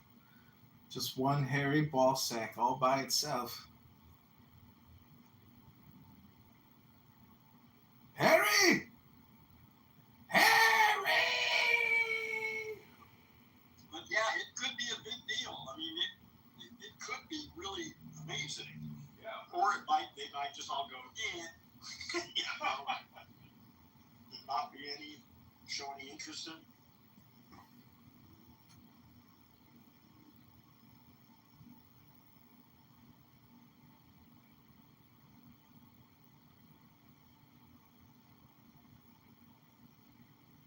Bruce, if you can't come up, then I don't know. Hi, when the Bruce show is over, moderators, if you could put me in the queue, I'd like to read a poem. Thank you. You know what? Even though you made fun of me in my hairy carry glasses, okay, which I think is hilarious, I might be the only one who appreciates your poems, but I'm in the minority here, so I'm gonna probably all the time. So that's all I have to say about that. Trust me, if I don't read poems in this room, the room collapses. This is just a drunkard's hall. There's nothing here. It'll collapse on its own. If I leave, there'll be a vacuum, an implosion. Don't piss off KP, John. Don't piss off KP. I can always. That's why I don't have. That's why I gave up the beat. Excuse me, 1 second. John, you know you're walking with eggshells for me. I like you, brother. I think you're a very, very intelligent man. But, that's your devil inside of you, but. That's that devil inside of you, but. You want to try this again? Okay, give me the beat now. Wait, hold on. I ain't gonna kick him. You ain't got 60 seconds for a poem, but you got 5 years to waste time out here. You ain't got 60 seconds for a poem. Hold on, I gotta give some shout outs, John. Be quiet. There's people in the audience. In the chat, Chloe said, my phone fell and somehow clicked on your profile. I hope that's a good thing. Beth says, he was streaming this room in the hallway. That's John. John has a lot of rooms that he streams this room. John, yeah, you liven them up. John, somebody sent me, last night they were so concerned. They sent me a text message. They're like, Pepe's on YouTube talking with all these videos talking about you and JB and some congressman. And I'm like, send me the link.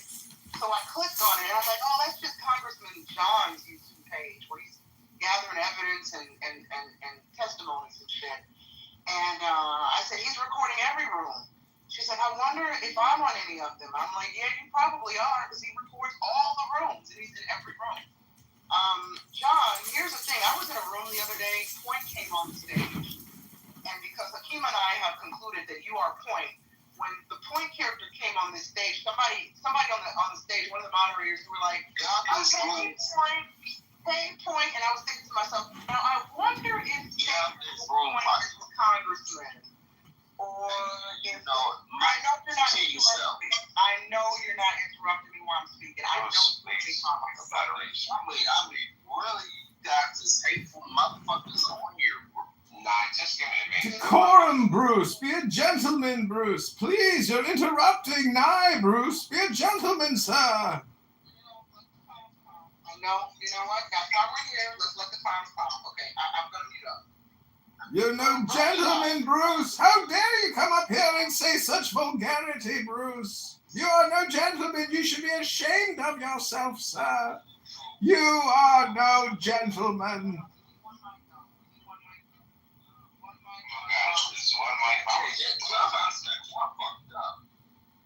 Clubhouse got you fucked up. No, that Jimmy got you fucked up. You're nothing, dude. You like a bootleg ass fucking actor. Fuck out of here, dude. You nothing. And then you got New York here talking shit, and she wanna be this super ass. And you're I got power. I got power. Watch. I'm about to motherfucking y'all not gonna work anywhere.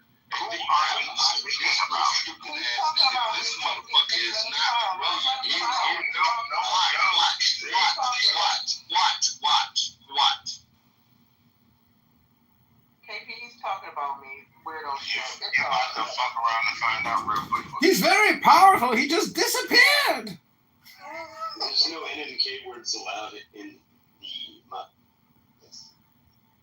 The man can walk through walls. Did he leave? He I disappeared. don't know what happened to him. I didn't do anything to him. I don't know. If you kick him. Oh no, I didn't touch it. You know, I'm just like, whatever, let him clown, you know what I'm saying? Oh no, I just one of my N-word moments because we can't say it. I was gonna go there. No, you don't fuck around with knives protected. I appreciate it. I've just been trying to lay low, KP, because the past couple weeks has been wild on this app, so I've just been trying to lay low. Somebody invited me into a house today, and I was like, what? Why? Is this a setup? Is it a trap? Shit, the house is back? God damn. And they invited me to the house. I accepted. I said, this is either a trap, a setup, or an olive branch. I don't know yet, but we will find out. It's always a trap. It's a spider's web or a fishing net. You're getting fished and webbed up by a spider. John, I hope you talk normally and not like you're talking weird. Well, you sound weird to me right now. Every time you talk, you sound weird to me. You always sound like you're like this interesting person who has a special comedic share to share. Let me share with you a poem I have. That's how annoying you sound, bro. Thank you. Oh, you have a poem to read? Go ahead, Sean. Let's hear your magnificent poems. Hear a poem right now, okay? Gentlemen, hold on. Chat, I got a message in the chat. KP, question for you. Ask KP what he thinks. Is it a setup, KP? Is it a setup? Because I know you're neutral. You roll with you roll with the dark side of White Clubhouse. Is it a setup that I've been invited to the new White America house? Is it a trap and a setup? My opinion. No, I don't think it's a setup. I think it's a thing on you. Just stay out of that shit. Go wherever you want to go. Like I told everyone. Be whatever you want to be. John, hold on. No one pays my bills. I can go and talk to people disagreeing, whatever. I'm just not getting involved in that shit. Because I told all you stupid motherfuckers, go sit down. And I'm not trying to be disrespectful by MFing. Just go sit down and go talk it out. Y'all grown. Yeah, but you got to understand, KP, there's going to be squabbles no matter what, because it's literally the jungle. And there are silverbacks and frogs out there that want to scream or belch. And that's just what silverbacks and frogs do. They make noise. And they want to stir the pot. John, what happens is some people would try to put a battery in another person's back and say, oh, you were over there on that person's stage. It has nothing. Y'all beef is not my beef at all. And Sig and I roll tight. ever said.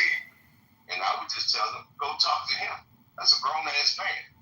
Don't bring that crap to me. Well, yeah, Naya's breaking a rule, actually, which is the 9th rule. And if you say the N-word, that's the 7th rule. I would refer to the rule list here because it demands you be in the room now. If you bring up drama from other rooms, you're breaking the rules of the room. Bring Brad up here, see if he wants to break the rules of the room, and he'll have to get put in the goo. How about you go talk to Brad? Brad is... I am talking to Brad. He can hear the words coming out of my mouth right now. He's in the audience. Brad is in the audience. Brad is in the audience. He can hear me. Hold on. And if I'm muted, a moderator, my apologies. We're not bringing any Brad drama to the stage. I'm not. I said he can hear me. He's in the room. Brad, okay? I don't want no smoke for Brad while I'm a moderator. Okay? So, guess what? I don't know what happened. That Viking that came in this room. He's a Viking pagan. He's not a Christian. And guess what? How about you go talk to Brad? I am talking to Brad. He can hear me right now. You hear me, Brad? You're a Viking pagan. John, you're no Christian American. Point of attention. He just interrupted you. Yep.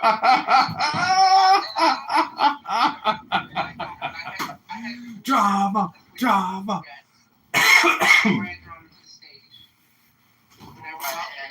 I'm not bringing Brad to the stage. Listen, I'm not bringing Brad to any stage. I don't want people talking about him while he's down there. He's welcome to listen, but we don't need to center this on Brad. Ignore the fact that Brad's down there. He can listen if he wants. That's what I'm saying. That issue, whatever issue you have with Brad, go talk to Brad about it. I'm not getting stuck in the right. That applies to everybody in the room. Go ahead and direct it to him later, but don't do it in the room and don't talk about him while he's down there. Thanks. Yeah, and don't bring him up. Not that Nye was gonna. Nye and Hakima do not bring up, but don't talk about him either. Thanks. No, that's cool. I don't have any beef with Brad, but that's my rule. You know, as a mod, I don't want to be moderated on the stage where folks are engaging with in that Brad beef, and Brad is not on the stage to defend himself or at least weigh in. So I want to make that clear. That's exactly right. That's true. Travels on this app, and people will go back and say, "Now I was talking about Brad." Correct. No, she wasn't. That's why we can't talk about him, because he's not coming on stage, so we're not talking about him. That's how it works. Stop talking about him. There you go. Someone else's beef. Don't talk about him. I'm not talking about him. Been there years ago.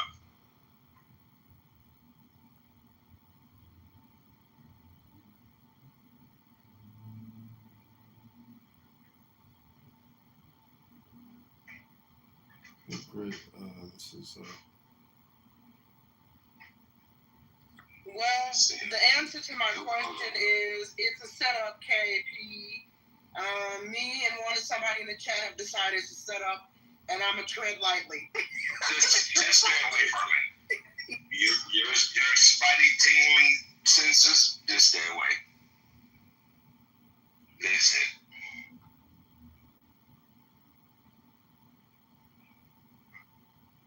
Damn, we got Serendipity, Monica, and MG all back at the same time. Hey. I just got out of a meeting.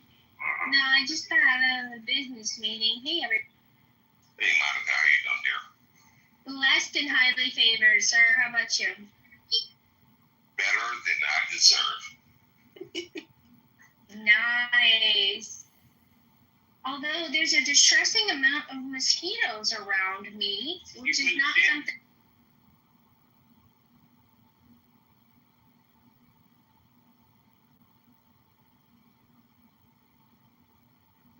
So we can play.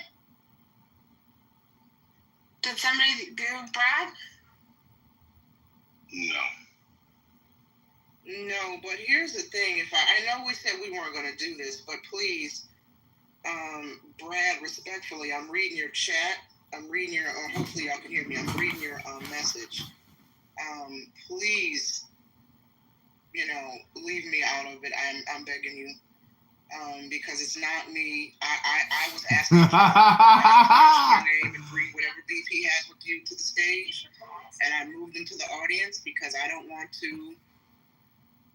want to be. He's gonna go have a chat with the owners of Clubhouse. He's gonna go have a chat with the owners of Clubhouse. Wait, who are you directing that to? To Brad. Oh, okay. His cats. And he can't talk his shit.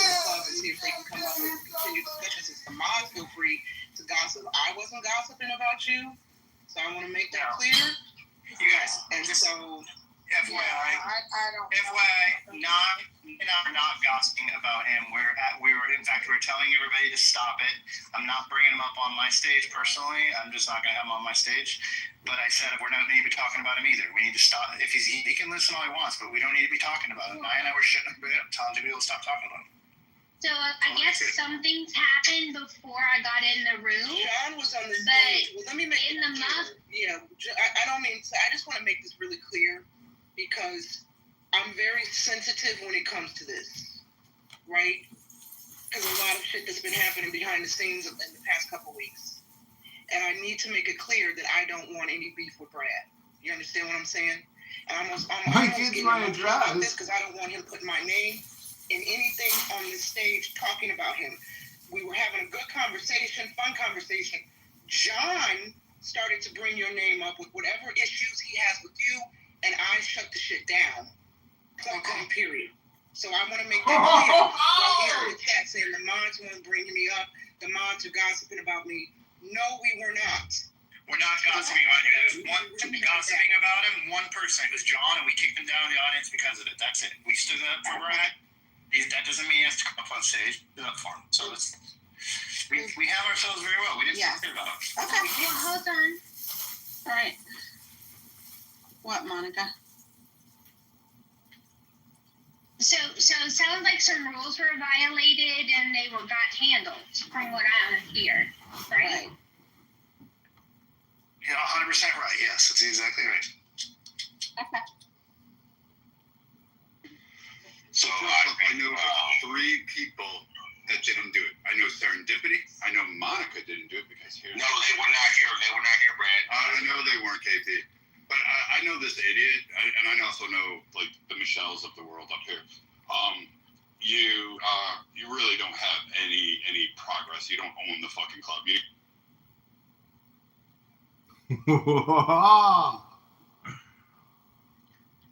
What the hell was just happening? Everything was just in the matrix. I didn't hear nothing. Listen to me. Listen to me. Listen to the room. Listen to me, please. Do not bring Brad to the stage when I'm on the stage. Okay. He's going to sit here and insult me. I'm not going to insult him. I'm not going to say shit about him. So don't bring him up here. He's not welcome here. As long as I'm a mod, he's not welcome here. Okay, period. And if I need to block him so he can't be here when I'm modding, I will. But I don't. Hang on. Okay, please, hush. Listen, Brad. I don't block you because I don't want to affect your experience on Clubhouse. But if you're going to come in my room and disparage me, then I will block you so that you can't do that. I'm not gonna right now. But if you want me to, that's fine. But then it affects your experience elsewhere. Okay? Know where you're wanted, know where you're not welcome, and act accordingly. Period. I'm not gonna say shit about you. I don't want to be on your asshole list. But I'm not putting up with it. Okay, and I just want to say, Brad, I'm gonna open up the Masculine Mansion. You can have a voice and have any kind of free speech you want with anyone. Perfect. I'll see you later, guys. Thank you. Bye, Bye-bye. Sounds great. Sorry about that. That's the first in a week and a half. That's the first tension we had, and it's because someone came in a room and the rules weren't followed, and John was the one not following the rules, and Brad was the one in the room. Period. That's it. We took care of John. Then someone like Brad on the stage, the first thing he does is insults me with the first fucking sentence that comes out of his mouth. I'm not putting up with it. I don't have to put up with that. I don't have to tolerate that. Stop it. Okay. I stuck up for him in the audience. All right. Really? Sounds like it was handled. I mean, if I haven't voted, good job. I'm trying to be fair, and I'm trying to keep this place fun and positive, and I don't want that shit in here. I don't. Yeah. I don't think anybody does. I don't know what the future holds, okay? This is not anything's permanent, but right now, the first thing out of it was insulting me when he did get up here. So I just proved my point. I'm not putting up with it. We've tried. There have been darts lobbed at many of the mods on the stage by people that we haven't even engaged with or interacted with, and we've tried really, really hard to keep that out of this space, to not add fuel to the fire, to not do response rooms, to not call people out. So, like I said, you don't have to like it. You can think it's lame, and you're more than happy to take it up with the owner of the house. Right now, he's not here, so we're doing the best that we can. And that means no matter who you are, whether you're Brad, whether you're Pepe, whether you're any number of other people on this app, if the topic of conversation comes up, we discourage the use of names and we try to move it along just as quickly as possible because we just don't want it here. We just don't want it. Nobody wants the smoke. Nobody wants the heat. So. And if you come in the audience and you're heat in the frick chat, you really don't should expect to wait a minute. So, Mike, if we don't want to talk about it, then we shouldn't talk about it. I'm not talking about him. And this is what I'm going to do. And this is what I'm going to do. Ladies and gentlemen, welcome aboard in the Muff, providing service to Procrastination Island. We ask for your full attention as we review important safety information and rules of the house. Ensure your seatbelts are fastened and in the upright position. All carry-on baggage must remain stored in the overhead bins of your brain. Seriously, we don't want to hear it.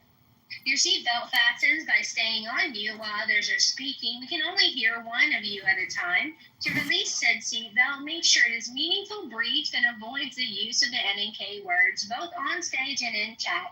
Please expect turbulence, which can occur unexpectedly and regularly. In the likely event of a loss of cabin pressure, oxygen masks will not be provided, but we can pretend. They'll drop from this panel above you. Place it over your nose and mouth and breathe for fuck's sake. If the going gets tough, you're welcome to get going. Please secure your own mask, before assisting others. There is one exit on this aircraft located in the top right corner. Exercise your personal discretion. If needed, a low-level moderator may guide you out to the halls. Better luck next time. In the Muff regulations specifically prohibit doxing, threats of violence, keep families out of your mouth. Safety information can be reviewed on the house description page for additional details. We'll be monitoring compliance before, during, and after takeoff. Thank you for flying with us, and we wish you a mostly pleasant journey.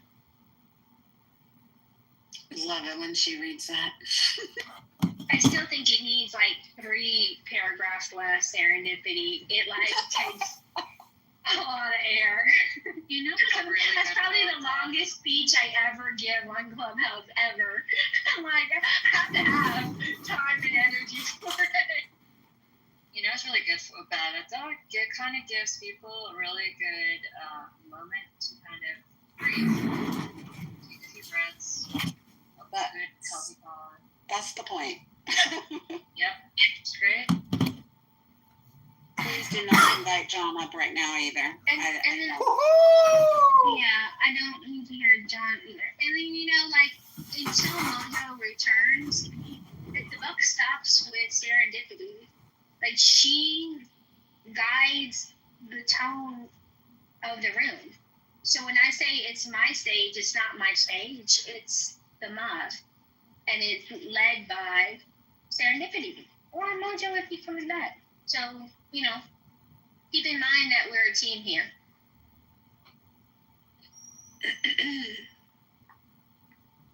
All right, moving right along. Hey, Beth and Naveen, welcome to the stage. I know, Beth, you've been up here for a hot minute, but I think you came while I was gone.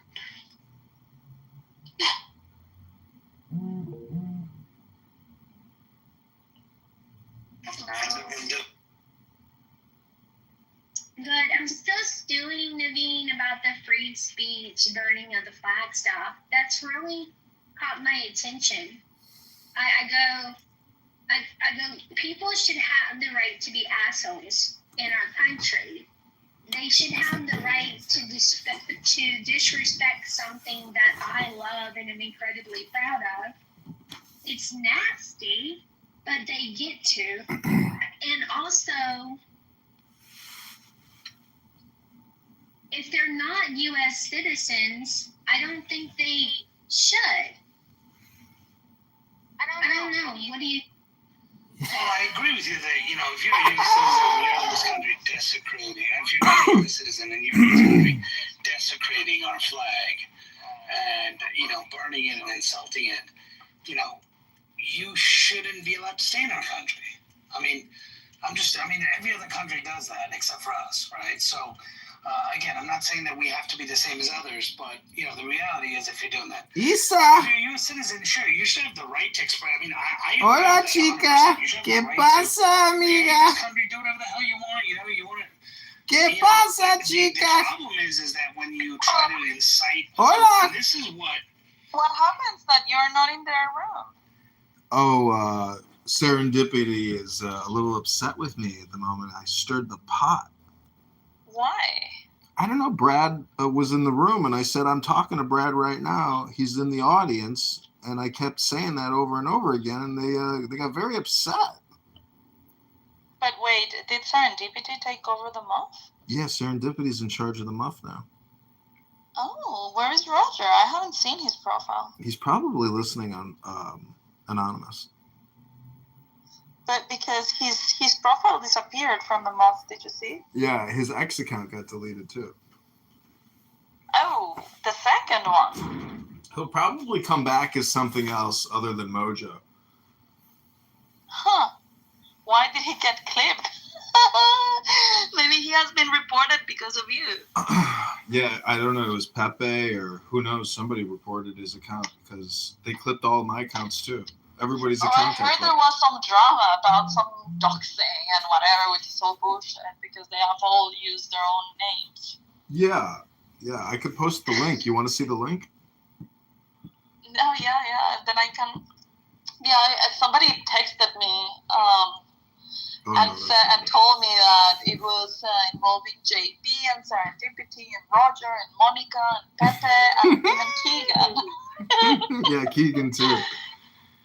Keegan was a big part of this because Keegan has had his beef with Brad a lot, like big time beef, like homicidal death threat type of beef.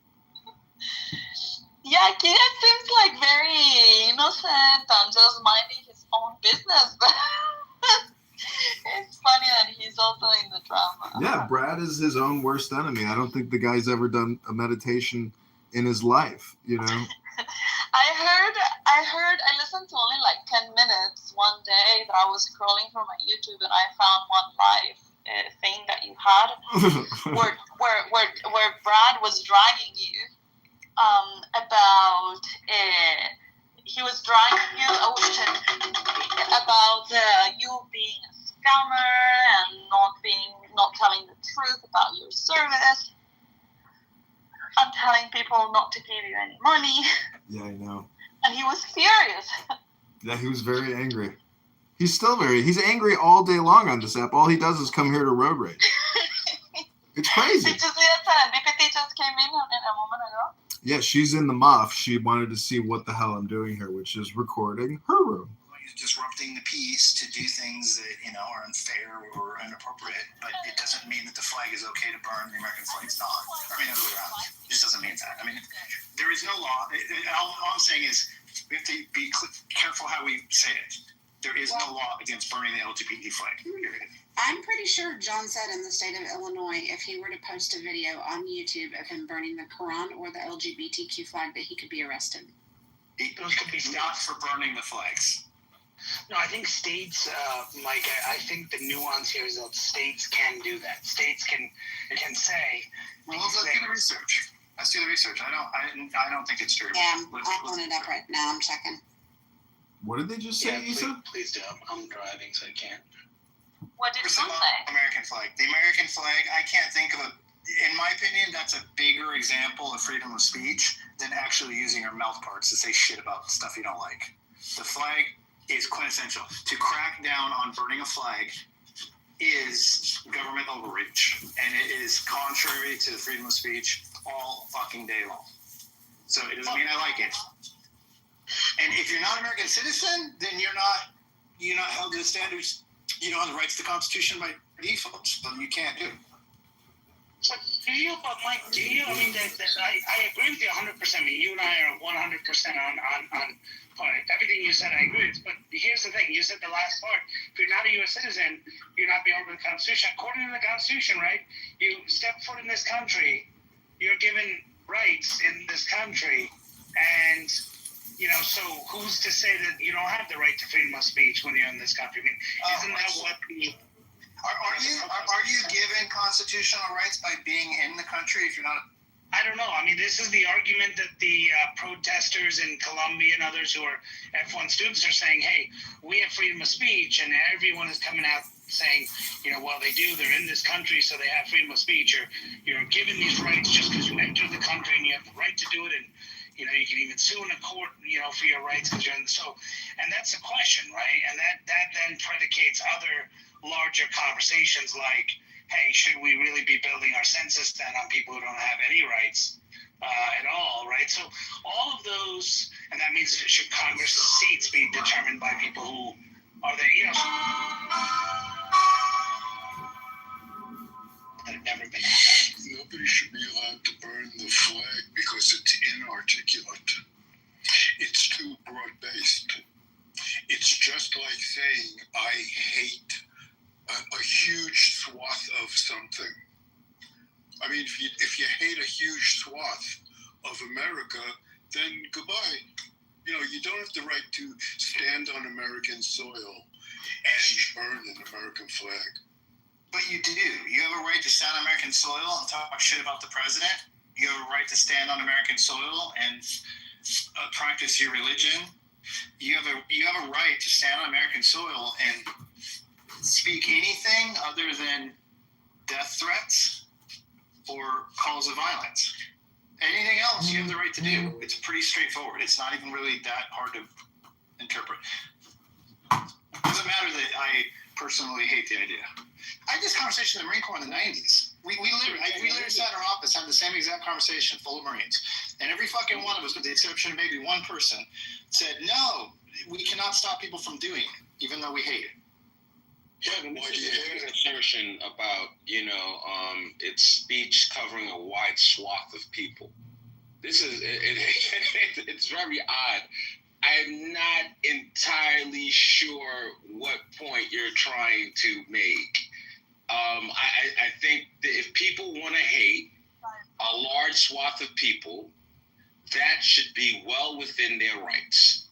I don't agree with it. I don't believe in hating anybody. Why don't you agree with it? Because it's a personal choice. That's not Anthony Edwards' choice. But I'm not the moral standard bearer. I'm not the moral standard bearer for the world. I'm one man with one opinion. You can have a very different opinion, idea from me. You should have the right to that opinion and idea, and you should be able to articulate your idea and your opinion without fear of retribution. No, I said you should be able to articulate it. Your comparison was burning the flag to hating a large swath of people. So it's like, well, I said it's inarticulate.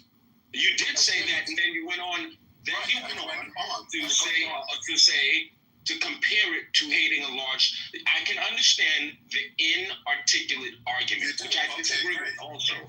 I can conceptually, I can grasp the concept, but I don't agree with it.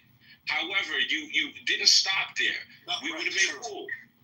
We would have been cool if you stopped there. Okay. What brought me off of my mic was you further expanded on that idea. You're and right. That's why I was saying that I didn't understand, Devin. I shouldn't have gone on. What I said, I will still stand by for sure. I was trying to make a bigger story out of it. But yeah, it's inarticulate to burn the flag. So let me just stop there. If you Okay, so this room is gonna go all day. I'm gonna walk away from all this and let these, speakers burn themselves out. Anything else you want us to talk about before I walk away? That's okay. Where are you going? I'm going for a jog in the park. Oh shit! Somebody wrote they're voting. They're voting for LaHood now. No, I just came to make you company because I haven't been around much, and I thought, okay, I'm gonna spend some time with him. But no, I just got into bed, so it's okay. Okay, sounds good. Anyway, I'll see you in a few days. Have fun with your drama. I'm gonna go look at your YouTube. That the world breaks down into countries, and you cannot stand on the soil of a given country and say, I reject everything about this country, which is what one is doing when one burns the flag of that country. Devin, you can do that. You can do that in the United States. You can't do that in Saudi Arabia. You can't do it in Iran. You can do that in the United States. That's why we're different. Can I interject for a second here? I think that when it comes to the U.S. Constitution, the U.S. Constitution in the First Amendment guarantees the freedom of speech, but it does not guarantee the freedom of expression. So you are free to say whatever it is on your mind, but when it comes to expression, some forms of expression are not allowed historically in the United States. One of these, once upon a time, was the freedom to express communist leniency in the United States. So members of that are leaning members of the Communist Party or communist-leaning members of the United States citizenry, they're not allowed legally to express in any way or form their communist leniency. So there are matters that hurt the government, the Republic of the United States, that are not allowed. So here, I think that the First Amendment in the Constitution of the United States guarantees specifically freedom of speech, but not freedom of expression. According to what I read on the whitehouse.government website, which is the official website for the White House, Donald Trump made burning the American flag a felony. So here, it's considered No, hold on. I have to stop you now because number one, you're wrong about the freedom of expression. Exactly. It is included in the First Amendment as symbolic speech, which is the freedom of expression. Number two, Donald Trump did not make burning the American flag a felony. Donald Trump merely said that states that have laws that said that when the burning of the flag was included with the other crimes, these are already laws on the books in various states that when burning the flag in association with vandalism, violence, or any other crime, then he encouraged AGs to continue to pursue the additional charges for the flag burning based on the state's already existing laws. He didn't make any new laws. All he did, it was honestly it was like a spotlight political ploy. He changed nothing. He just basically said, I encourage the attorney generals to proceed with these charges that you already have on your books if they burn the flag in conjunction with some other criminal offense. Serendipity, there is one thing though that he did put in here. He did say that he instructed immigration officials to consider denying benefits to non-citizens who desecrate the flag, and that is the challenge right now in front of courts. Is green card? Did I just lose him or whatever? Did Naveen finish his point? Hold on. Naveen, you done? So see, he just said that, so that's what's being challenged right now by the court. Nonsense. Okay, Anthony, you can go now. No, I was saying that King cut out. That's I came off the mic to say I couldn't hear King for a minute. Yeah, That was you. Newman, real quick, if I'm saying it correctly. So as Serendipity pointed out, burning the flag is not against the law. It is as held up by the Supreme Court, protected by freedom of speech. And just so you know, presidents don't make laws in this country. The president, as much as you'd like to, cannot make anything a felony. That's why we have separation of the executive branch, the Congress. Congress makes the laws. Presidents, of course, can try to push this and reject that, but no president has ever made anything a felony because they don't have the power. I think Naveen's point is really valid. It seems to me that there is no question about most of what we're talking about, with the exception of people who aren't American citizens who are burning flags in the United States. If you think that the Constitution guarantees its rights to everybody who's just in the United States at the moment they're in the United States, then I guess you can't arrest them for doing that. But if you don't think that's the case, you don't think it should be the case, then I think you should support an arrest of them doing that. But that has nothing to do with actual citizens. So, Mike, I don't believe that was Naveen's point. I think that his original statement was that the Constitution guarantees freedom of speech, but it does not guarantee freedom of expression. No, that wasn't Naveen's point. That wasn't Naveen's point. I never said that, Anthony. I said that. Oh, Naveen King. Okay, I'm sorry. I thought the guy, Newman, whatever, I thought he was Naveen. I'm sorry. Well, that's cool. Someone else is Naveen. I like that. My bad. I didn't realize you were Naveen. I stand to be correct. If someone's raising their hand, should I, like, I'm not sure about this person. Do I just let you do it? Or, like... Who's raising their hand? Oh, yeah, I'd bring them up to see, at least in the signals, kick them down if they're obnoxious or something. Why not? Slippers is very obnoxious. I wouldn't trust him. This is not Slippers. Slippers are an answer. I know. I guess he didn't want to come up. He came up and he left. Sorry. Wasn't Slippers. I would have invited Slippers without hesitation. Yes. All right. So, in the Jumbotron is a link to join the house. All of you pink tickets. Like Darren, what the heck? You're in here all the time. Leanne, Jane, you're just offended by the title of the house. You know it means headphones, right? It means headphones. And I'm staying with that definition. Now, in the Muff After Dark is a different kind of house, so I could understand the reservations, but then you just leave quietly, right? Because one can.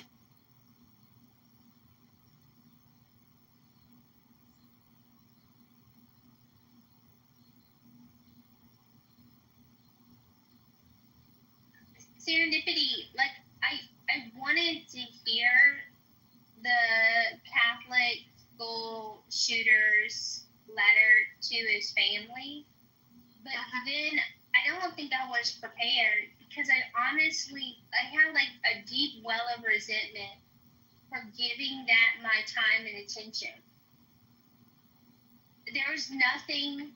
I understand that feeling. Honest. There's nothing honest about that letter. It was just self-promotion, virtue signaling, garbage. And I can understand you feeling that way too. I think that letter said something different to me. Only when reading it in comparison to his journals. His journals were honest. At least they were honest. Yeah, I think that. I don't know. As horrible and ugly, like looking forward to seeing the expressions of pain and fear on children's faces. At least it was horrible but honest. That I didn't hear anything genuine in that letter, and maybe that's a me problem. Maybe I'm not as. The thing of it is, even if he used it to some extent to, I don't know. I think exonerate his family. from his No. Well, yeah, potentially exonerate his family, potentially that shows some semblance of an ability to care. Why would you, if everything that he wrote in his journals was the only part of the truth of him, why would he bother to even make that attempt on behalf of his family? Did you guys hear me earlier? No. And you have a loud background, so I'm hoping he can hear you. Okay, well, earlier you guys had a discussion about anti-Semitism and Islamophobia, and if you'd like me to chime in, I'm happy to. Otherwise, I'll go back to doing what I was doing. You have a really loud background. It's like an airport in the background. I think he's at a barbecue. I think he's having a party without us. I think he's at happy hour, Dr. Jordan. And the fact that you are not passing drinks around the stage, I have some low-key resentment. But I'm a survivor, and I don't complain much, so I'll rally, but still. I'm in a coffee shop, but if it's too loud, There's no way that you can... Is serendipity, is there a noise reduction? Because I would like to hear Dr. Jordan. Should we just suffer through the background noise so we can hear him make a contribution? I think so, Monica. Man, that coffee shop is lit. So I'll try and be quick here. So I think that as troubled as I am by anti-Semitism, it's very hard to compare it to Islamophobia, right? Because you're dealing with a high-profile, very small population compared to a much larger population, which includes billions of people who are fairly low-profile. So anytime you have a high-profile population, you're going to generate resentment and anger, right? So one of the problems that I find, for example, I was just in a room earlier, and this is why I thought of it, or listening, was that there's a group that I belong to, Mothers Against Anti-Semitism on college campuses. They pick every possible detail they can find to throw into the anti-Semitism bin, and it dilutes the potency of the problem, right? And so they're working against themselves by fucking flipping out about everything. And in some ways it's understandable. In some ways it's very detrimental to the cause. So I'll stop there. I think when talking numbers, I think here it depends on the country and the locality. So in the United States, Christians make up the majority, closely followed by Judaism. So here, these constitute the biggest religious groups within the United States, and Muslims are actually the minority in the United States. So what constitutes Muslims? Yeah. So here, what constitutes anti-Semitism in the United States may not apply for other countries. In the United States, Jews make up a bigger minority than Muslims do. In fact, they make a fraction of what Jews make up. Definition? Wow. What is the definition of anti-Semitism? I don't know. You can look it up. It's the hatred of Jews. Actually, I'm gonna have to fact check your statement again, because in the United States, the way that it breaks down. Whoa! In the United States, the way that it breaks down is Christianity, including Catholicism, makes up 66 to 70% of the religion.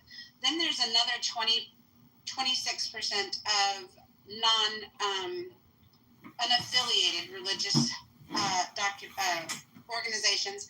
Judaism only makes up 2.5% of the religious makeup in the U.S. Yeah, and I just want to add to that. Can you hear me? So the thing I want to say, though, and I'm going to have a counterterrorism expert from Israel on my podcast again, but one of the things is that even though the acts may happen on U.S. soil or in France or in Morocco, for example, it's a global issue because everybody has access to the internet, obviously, right? So when we talk about these when we talk about it by nation, it doesn't really factor in because the influence from any one event crosses the internet in seconds. And so while the acts of violence may be reported or underreported, the difference is that there's a global crisis, right, that is contiguous across ocean. So the definition is prejudice, discrimination, hostility, or hatred directed at Jewish people. That is anti-Semitism.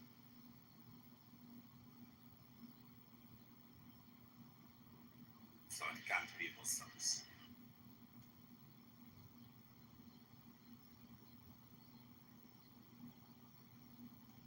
I'll be right back, Mom. I gotta take a real quick.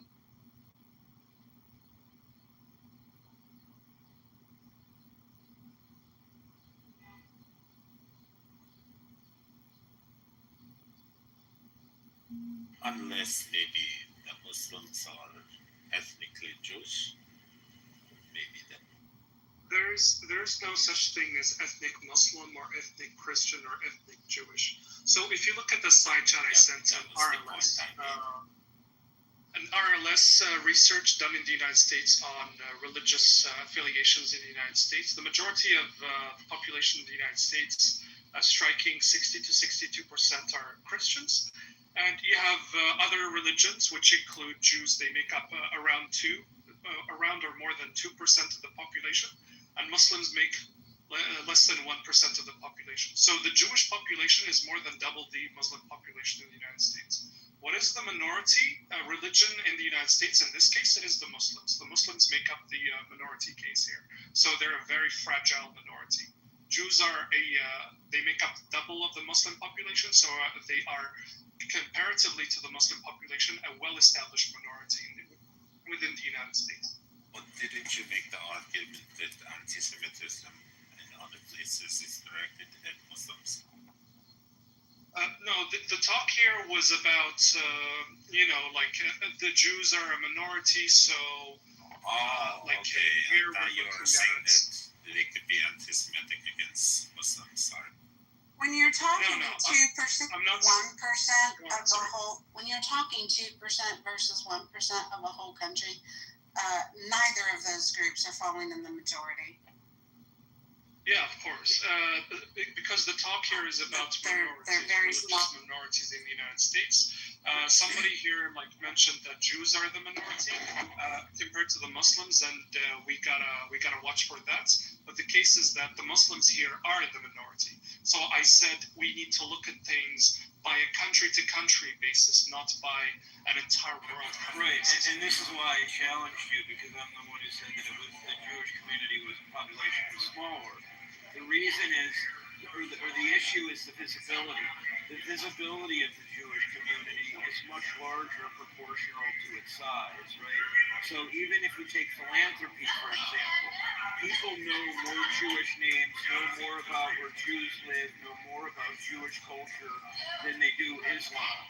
Beyond that, beyond national borders, right, is the fact that there's a global influence of propaganda. And there are so many more, there are billions of Muslims, there are only millions of Jews on the planet. So the reception in terms of what people learn on the internet is greatly influenced by that number alone. I think here this is also open to interpretation because knowing about a certain culture or religion is so dependent on the openness of that religion. From personal experience and from general experience, Jews are a very conservative religious group. They just do not invite a lot of people into their religion. And also, in their religion, they're traditionally more conservative about their religion. So they're not open about it. They like to practice. It's only on the loan. It's not on the property. It's not. Yeah, exactly. The loan. Co-borrow equals co-applicant equals. When you're on a loan, on a mortgage loan, whether you co-borrow or not, you're still on a deed. Right. Everybody who's not saying stupid shit. That's my bad. Anywho, all of us have feminine and masculine side. Some have.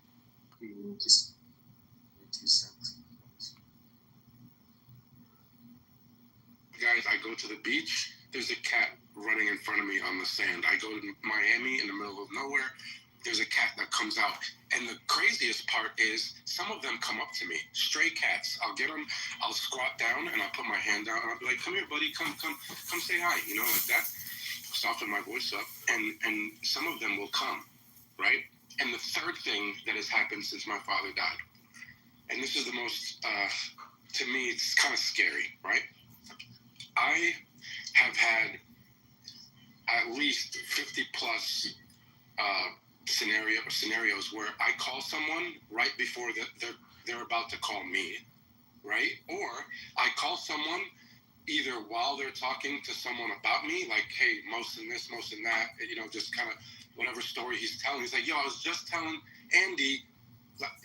Those three things have happened since my father died. And the last thing I'm going to share with you guys. The night my father died in hospice, I was in there with my mom, my aunt, and my little brother was downstairs. And my mom said, tell your little brother to come up because she felt that my dad was going to die that night, right? So I called Eamon, and I said, Eamon, come up and see Dad real quick. And he said, yeah, I don't want to come up. But I've noticed that less people know about the Jewish religion, especially when it comes to the destruction of the first and second temples, which is an important aspect of the Jewish religion.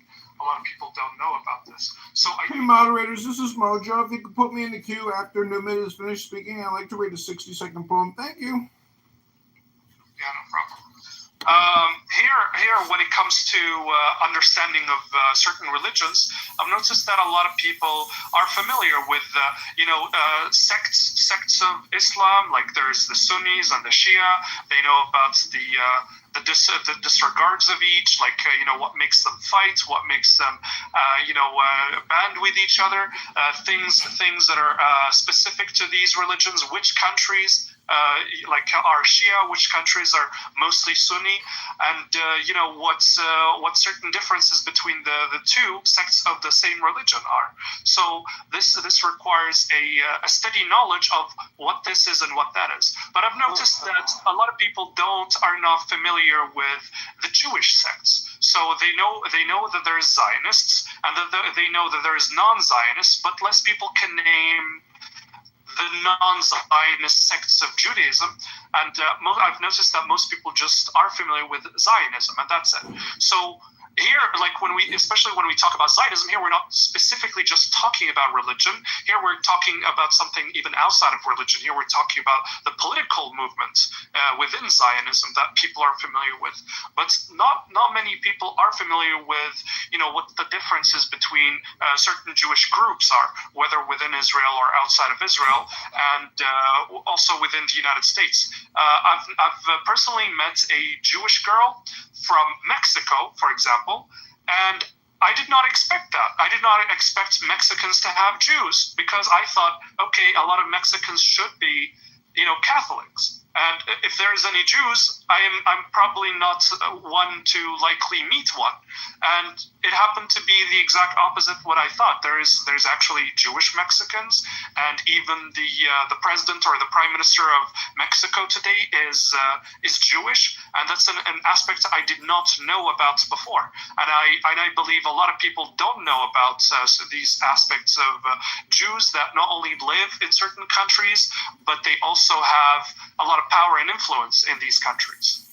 Okay, so the last part I agree with you, and again, it speaks to visibility as well, right? Like, the high-profile nature gives us visibility as a population. Now, the fact that you didn't know that there were Jews in Mexico, I don't know. I don't know what that. Because to me, that's pretty well known that there are diaspora communities all over the world. But where I do agree with you is that even within the Jewish community, we didn't know much about Zionism because we were taught modern Jewish history, we were taught biblical Jewish history. But furthermore, because the Jews in the first Testament, the Old Testament is Jewish, we think of that as a Judeo-Christian kind of culturalized, widely spread, universal understanding of Jewish people, whereas I would say in Muslim faith, now I have friends from Sudan, from India, elsewhere in South Asia and Southeast Asia.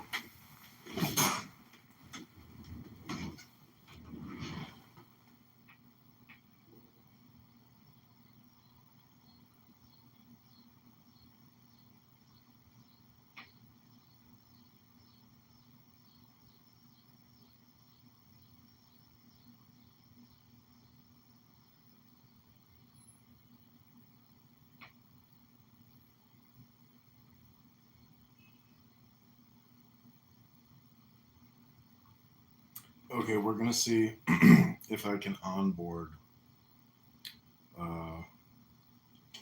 petition circulators through this room. We're gonna text them all a Clubhouse link and try to get them to onboard with Mojo.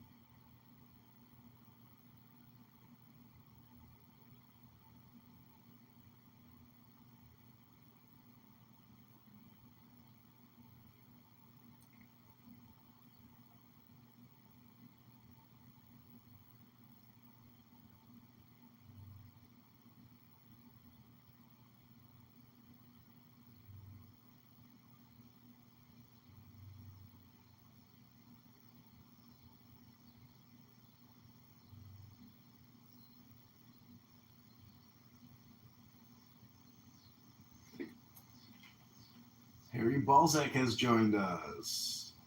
Or did he leave already?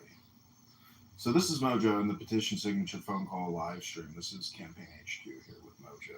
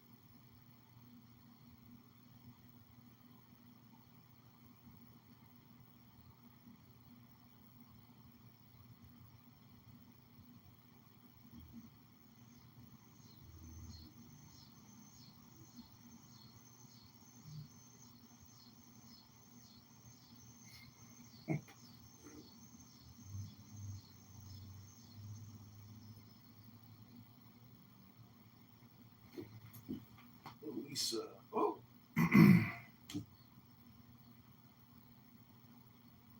What up, Son of Minnie? So we're trying to onboard petition circulators, people who go out and gather petitions signatures right now. Trying to use this app productively as opposed to listening to. You want to talk about Clubhouse? Just got your text. That's how I send them off. They don't read anything. It's so funny. Like, they'll be talking about nothing, absolutely nothing for hours. Hours. The only interesting thing that has pushing on this app is you, Evan. Like, come on. Like, you're the only interesting thing. Like, you're the one that really thinks I'm going to build it again. And people call me guru. And people just don't see it. It's really just like, I don't know. It's really weird.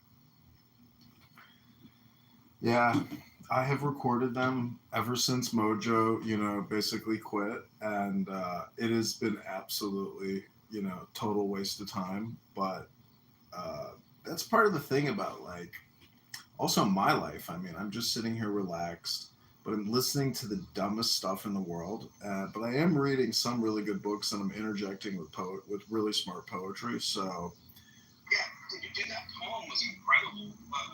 Who was the writer? Like, it was incredible poetry. I think it's Rumi. I think I've been reading a lot from 43 Odes. It's called Like This by Rumi. Version by Coleman Barks. Yeah, it's very smart. And then that one with Rabbi and God and Pussy, and I'm like, that was like dopamine load right there, like all different characters.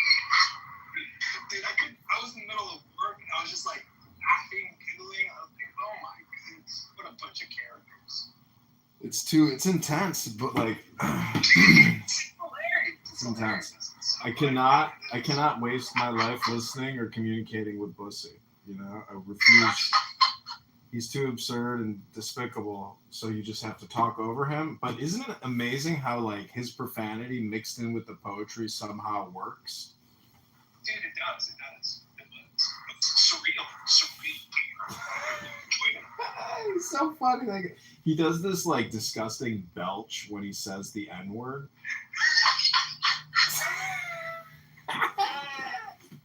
He is a disgusting human being.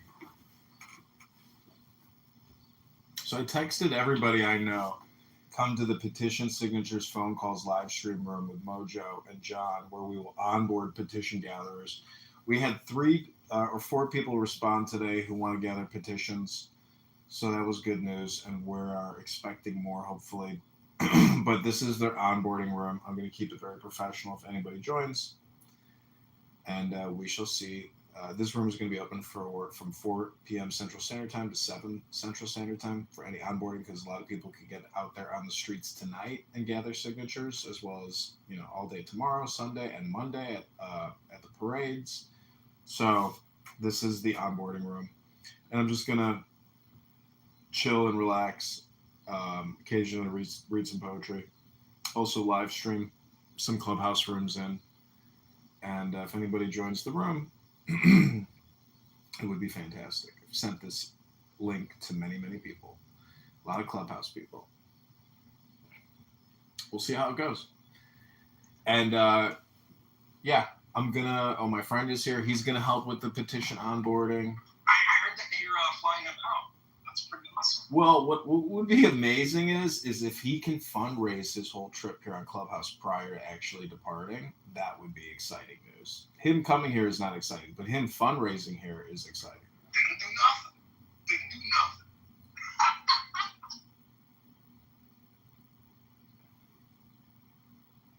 There's this cheerleading group my friend was in. Like, there was Petey, Harry Ballsack, and my friend was just really roasting some of these Pally fags. So it was. They didn't do nothing. Do you know what it didn't do nothing is? Yeah, like black people were getting arrested. Right. That didn't do nothing. Anyway, Chris, please donate to the campaign to elect John Kitover. If you donate $1, even $5, $1 would help. $5 would be great. $10 could get us lunch for the day. And we're going to be driving around Western Illinois collecting signatures. Please donate. John, are we onboarding people or what? What are we doing here?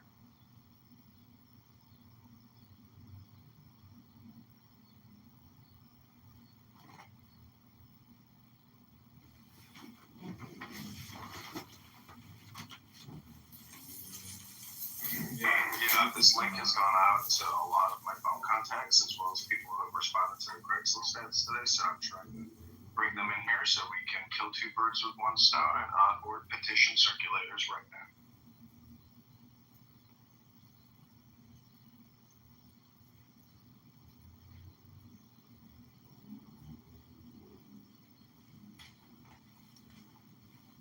What happened to Chris? You moved him down or he moved himself?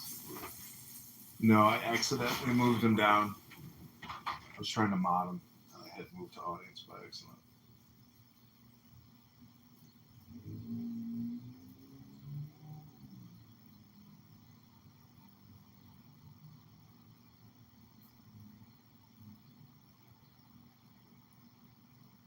So how did your driving lesson go? What did you learn about yourself during the drive? It was good. I had 4 driving lessons with 4 different teenagers. I taught them how to drive. Been doing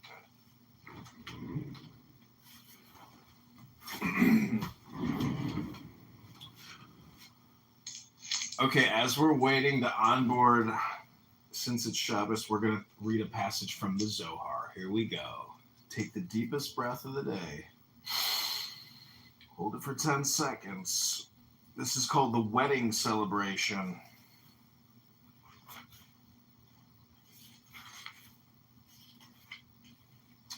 This is the last 2 pages.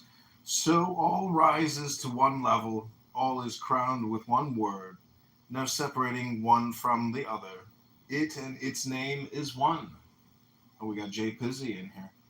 The light that is revealed is called the garment of the king. The light within is a concealed light. In that light dwells the ineffable one, the unrevealed. All those sparks and all those lights sparkle from the holy ancient one. Concealed of all concealed, the high spark. Upon reflecting, all those lights emanating, there is nothing but the high spark, hidden and unrevealed. Rabbi Abba said, before the holy spark finished saying life, his words subsided. I was still writing, intending to write more, but I heard nothing. It did not raise my head. The light was overwhelming. I could not look. Then I started trembling. I heard a voice calling, length of days and years of life. Proverbs 3:2. I heard another voice. He asked you for life. Psalms 21. All day long, fire in the clubhouse did not go out. No one reached him. No one could. Light and fire surrounded him. All day long I lay on the ground and wailed. After the fire disappeared, I saw the holy spark. Holy of holies, leaving the world enwrapped, lying on his right, his face smiling. Rabbi Eleazar, his son, rose, took his hands and kissed them. As for me, I licked the dust from the bottom of his feet. The comrades wanted to cry, but could not utter a sound. Finally, they let out a cry, but Rabbi Eleazar, his son, fell 3 times, unable to open his mouth. Finally, he opened and said, Father, Father, 3 there were, turned back into 1. Now the animals will wander off. Birds are flying away, sinking into the bowels of the great sea. All the comrades are drinking blood. Rabbi Hia rose to his feet and said, Until now the Holy Spark has looked after us. Now is the time to engage in honoring him. Rabbi Eleazar and Rabbi Abba rose. They carried him in the truckle made out of a gangplank. Who has seen the confusion of the comrades? And the whole house was fragrant. They lifted him onto his bed. Only Rabbi Eleazar and Rabbi Abba attended him. Truculent stingers and shield-bearing warriors from Sepphoris came and beset them. The people of Meron ganged together and shouted, for they feared he would not be buried there. After the bed emerged from the house, it rose into the air. Fire blazed before it. They heard a voice, Come and enter. Assemble for the wedding celebration of Rabbi Shimon. He shall come to peace. They shall rest on their couches. Isaiah 57:2. As he entered the cave, they heard a voice from inside. This is the man who shook the earth, who made kingdoms tremble. Many open mouths of accusation up in heaven subside today because of you, Rabbi Shimon, son of Yohai. His Lord prides himself on him every day. Happy is his portion above and below. Many sublime treasures lie in store for him. Of him it is said, As for you, go to the end and take your rest. You will rise for your reward at the end of days.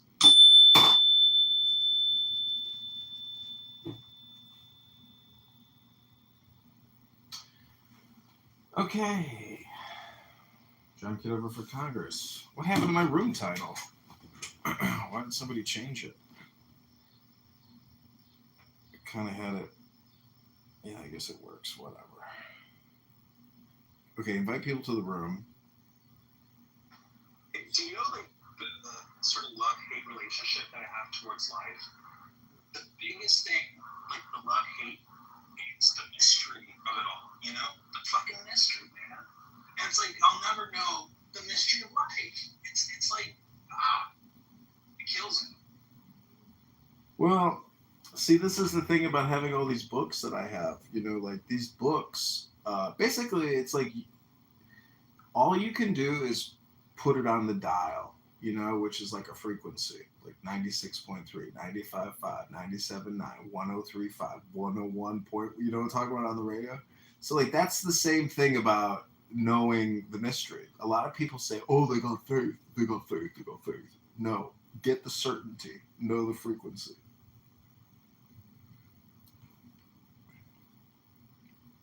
So again, know with certainty, get the frequency.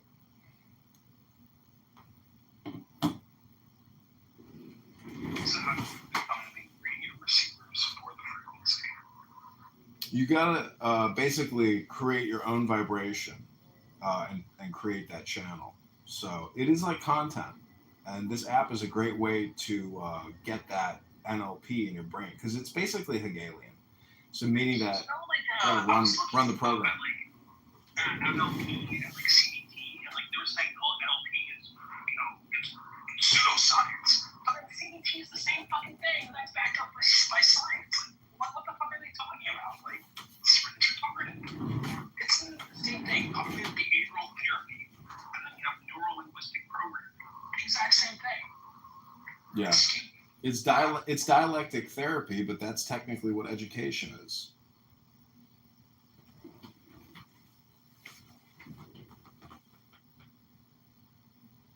Some people don't want to read books. Some people just want to sit there and road rage and get that dopamine. But then they accomplish nothing from it, so they're left with a void afterwards. That's why I say if you come here and you read books and you join my book club, you too can can tune your frequency and achieve certainty. I really like what the Kitover has to say about our five holes and like how, you know, a lot of people, they're letting reality fuck fix us, right? Constantly.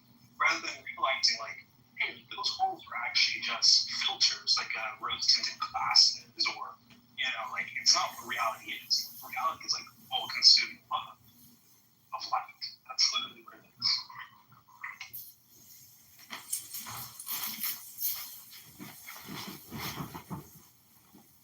Yeah, there's many different traditions. Some books are much, good. There's a lot of Cliff Note books out there where you don't have to spend a lot of time searching for the answer to the mystery.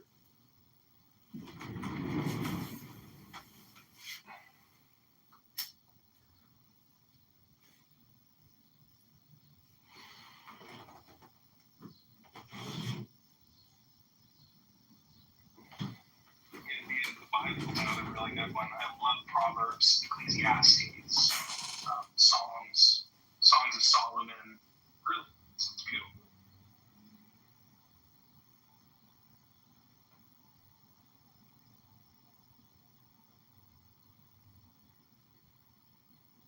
So there's this one guy named J.F.C. Fuller who wrote this really amazing analysis of it's called A Critical Essay Upon the Works of Aleister Crowley. This guy was like a World War II hero, and I think he retired as a colonel, I believe. But this one book is very interesting. Listen to this part. This is getting closer towards the end, because a lot of this stuff deals with meditation. So listen to this. We have already seen from Dr. Maudsley what dangers have to be expected by those who choose this hilltop track to follow.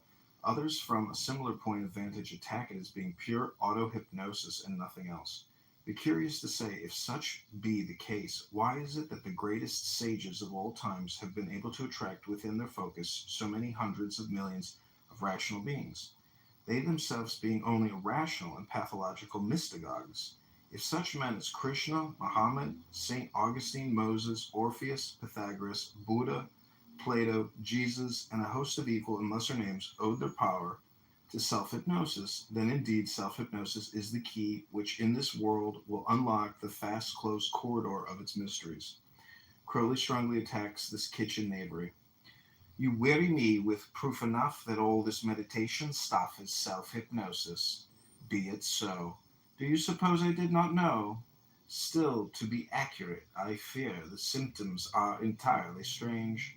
If I were hard, I'd make it clear. The criticism must arrange an explanation different for this particular event. Surely your best work always finds itself sole object of the mind's. In vain you ply the brush, distracted by something you have heard or acted. Expect some tedious visitor. Your eye runs furtive to the door. Your hand refuses to obey. You throw the useless brush away. I think I hear the word you say. Others attain to a certain degree of illumination and then stumble, seeking such occult powers as clairvoyance and clairaudience. Receive the gift, the Holy Ghost, such gift implying, as I guess, is very super consciousness. Miracles follow as a dower, but they used the fatal power and lost the spirit in the act. Whilst others, not attaining, attempt a shortcut by the means of such drugs as opium and hashish, the latter of which is most powerful in producing a state of pseudo-samadhi. To make me as one dead, to lose the girders of the soul and gain breathing and life fully intelligible. Find death, yet find it living. In the midst of my complicated hallucination, I could perceive I had a dual existence. One portion of me was whirled unresistingly along the track of this tremendous experience, and the other sat looking down from a height upon its double, observing, reassuring, and serenely weighing all the phenomena. Probably samadhi itself acts somewhat like this, but hashish produces at times under certain conditions severe suffering, and the yogi does not undergo such, for he leaves it in his wake. Hashish may in some way be the loosener of the girders of the soul, but this is all. Huxley says the influence of diet on dreams, of stimulants upon the fullness and the velocity of the stream of thought, the delirious phantoms generated by disease, by hashish, or by alcohol, will occur to everyone as examples of the marvelous sensitiveness of the apparatus of ideation to purely physical influences, not by the pipings of a bird, in skies of blue on fields of gold, but by a fierce and lowly word. The abomination must be told, holy work must twist its spell, from hemp of madness grown in hell. There's more I could read, but this is the type of information that I'm talking about that, most lay people and people on this app will never read because they're too busy chirping like birds.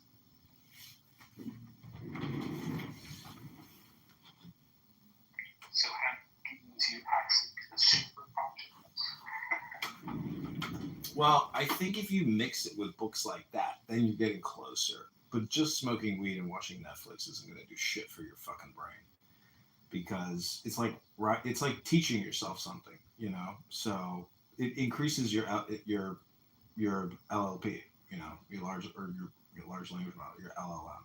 If you can't expand your LLM, then you can't really work with other people's LLMs in a way, or even get higher consciousness, because just having, it's basically like time management. Limited parameters, right? Limited parameters, what sort of operating words that you can use or deploy. Yeah. Well, look at it this way. Most people in these rooms, they do queries on ChatGPT and then they just read the results to make their point. I can just pick up a book off my bookshelf and do the same thing, but in my opinion, 10 times more interesting, because the super consciousness supersedes pretty much, everybody's conversation. So it's like it's basically a reframe. It's political. Religion is political. God is political, because God is social. I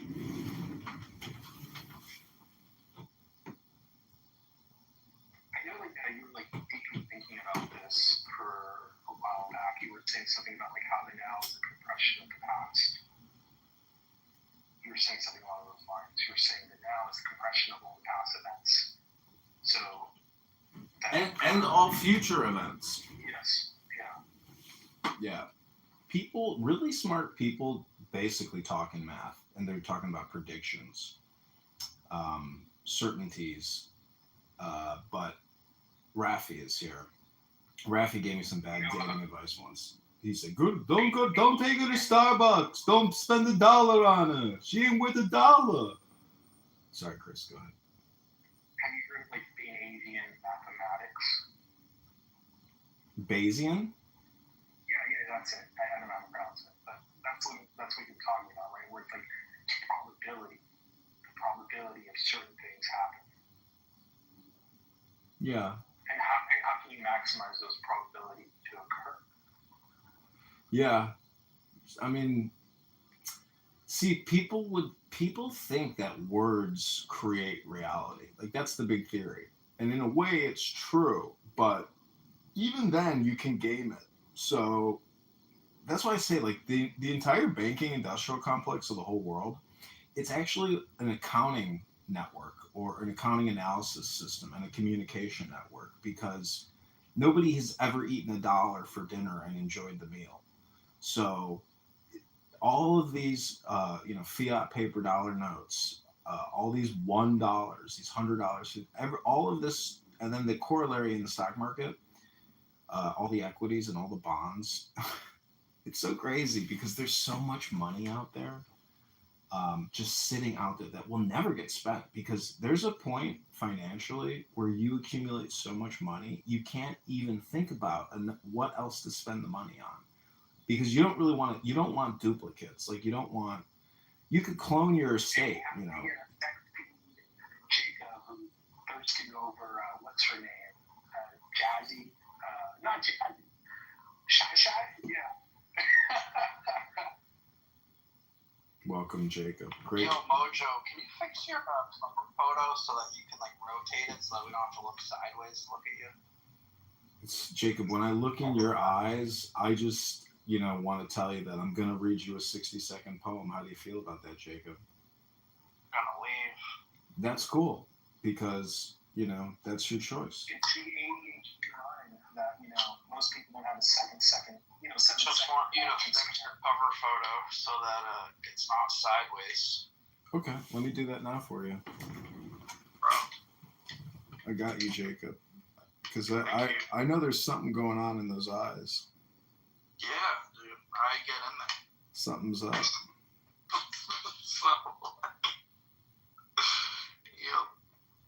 Yep. Okay, PTR. Oh, check it out. Wait, no, you changed it to Trump. Okay, so I'm going to read a 60-second poem, and then I'm going to put on a recording. Feel free to leave, because I'm going to leave after I read the 60-second poem. And my wife, she's coming back. Seconds, after these 6 seconds, I'll have to go. It was nice talking to you, John. Okay, likewise. Talk to you soon.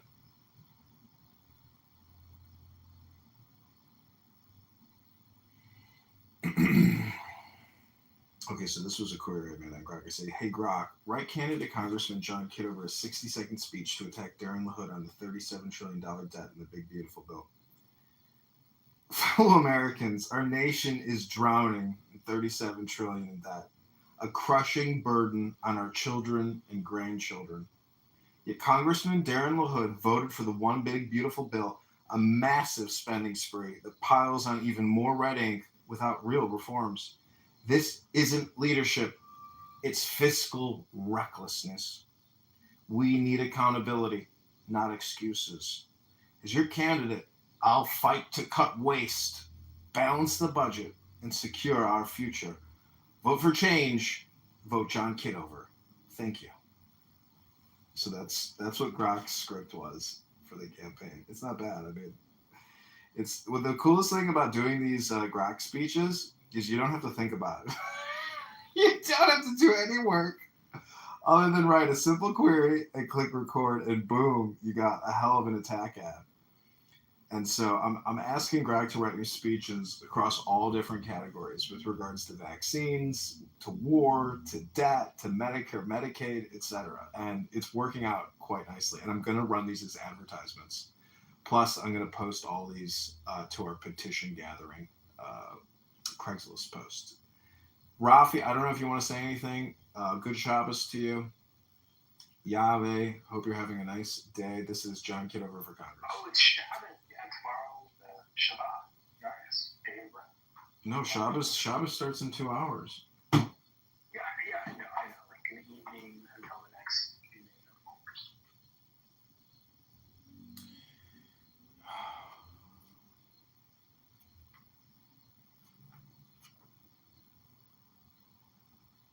Okay, this is Rumi. Whose idea was this? To have the lover visible and the beloved invisible. So many people have died of their desiring because of this. The lover cannot kiss the lips he wants, so he bites himself. Satisfaction is always 2 bow shots away, yet something in the soul prefers this unreachable lover to anyone reachable. This being locked in is better than having the keys to any consolation house. The beloved's rejection is wanted more than anyone else's acceptance. World happiness is nothing. Look for what Bastani had, for what Sinai and Attar wrote of. A beautiful meal looks delicious. Then one night passes and the food passes through you, becoming repellent filth. Eat love food. Suckle the toes of a lion as the baby Abraham did in the cave. But you should put away what you learned as a fetus in your calf. A fetus in your calf, that need for blood. There is a tall tower that love builds. Live there in silence. The one who knows all secrets is here now, nearer than your jugular vein. There's a tradition that God can be seen in the color red. in the lights that come from red hair. They draw you, don't they? The unknowable spirit has eyebrows and eyes and skin. Muhammad in a living form. He looked at people. Hundreds of doors swung open, then his form went away, and this praising sound flooded the world.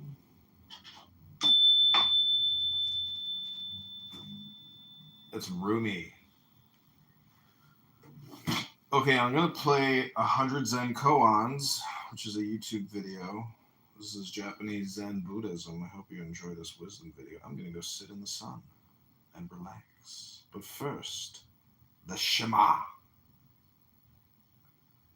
Let's see if I can find the good one.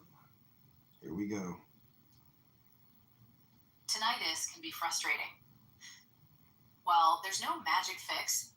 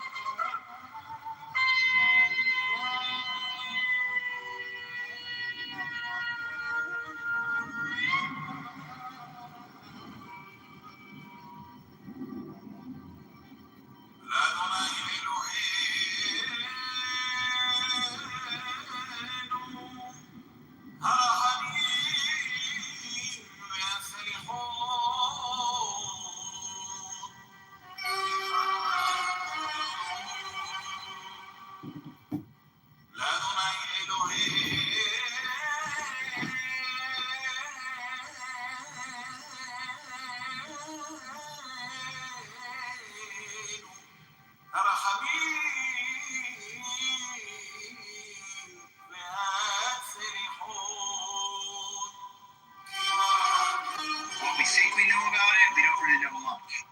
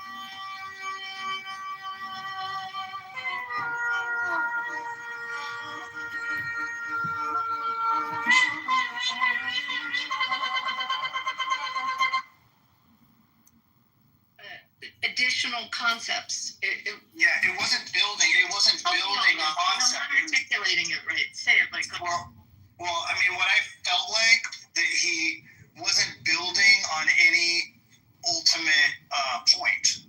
He was just debating line items over and over again. And I mean, that's all I can explain it. It's like, I asked him, like, what's your point? Like, I get it. So the Jews are tricking us. We call them yarmulkes because there's a big conspiracy. They want all the Christians to call them yarmulkes for some reason. So what? Right? And then, like, I get it. Like, we can name hajids, but not yarmulkes, which I don't agree with anyway. So what? Like, it's hard to explain. It's just, what's your point? Like, is your point that Jews are sneaky and they're trying to trick us somehow for some ultimate goal? Then what's that goal? I mean, like, he couldn't get anywhere. Because Americans also call it skull caps, by the way, an English word for it. I mean, there's different ways to describe it. There's different ways to describe something in Catholicism that may have a Latin word. I just don't understand the point. Yeah, I just don't understand why it matters. Like, I don't understand why it makes a difference. I don't understand what his because he didn't goal have it. was. Because I just don't feel he was real. Like, not real, but I feel. Well, he didn't answer your weather question. He didn't even address your point. He didn't say he didn't address it. No, because he couldn't. When I gave the root word. That it's Aramaic. And he got really quiet. That's right. He got really quiet, didn't he? Like, he didn't have a response at one point. That's right. He didn't. And that he could have. And that one, any of us would have picked up our phone and Googled, and the answer's right there. I mean, it's an easy Google. So yeah, there's something really sus about it. And notice how he reacted with when you use the word fuck. I thought that was interesting.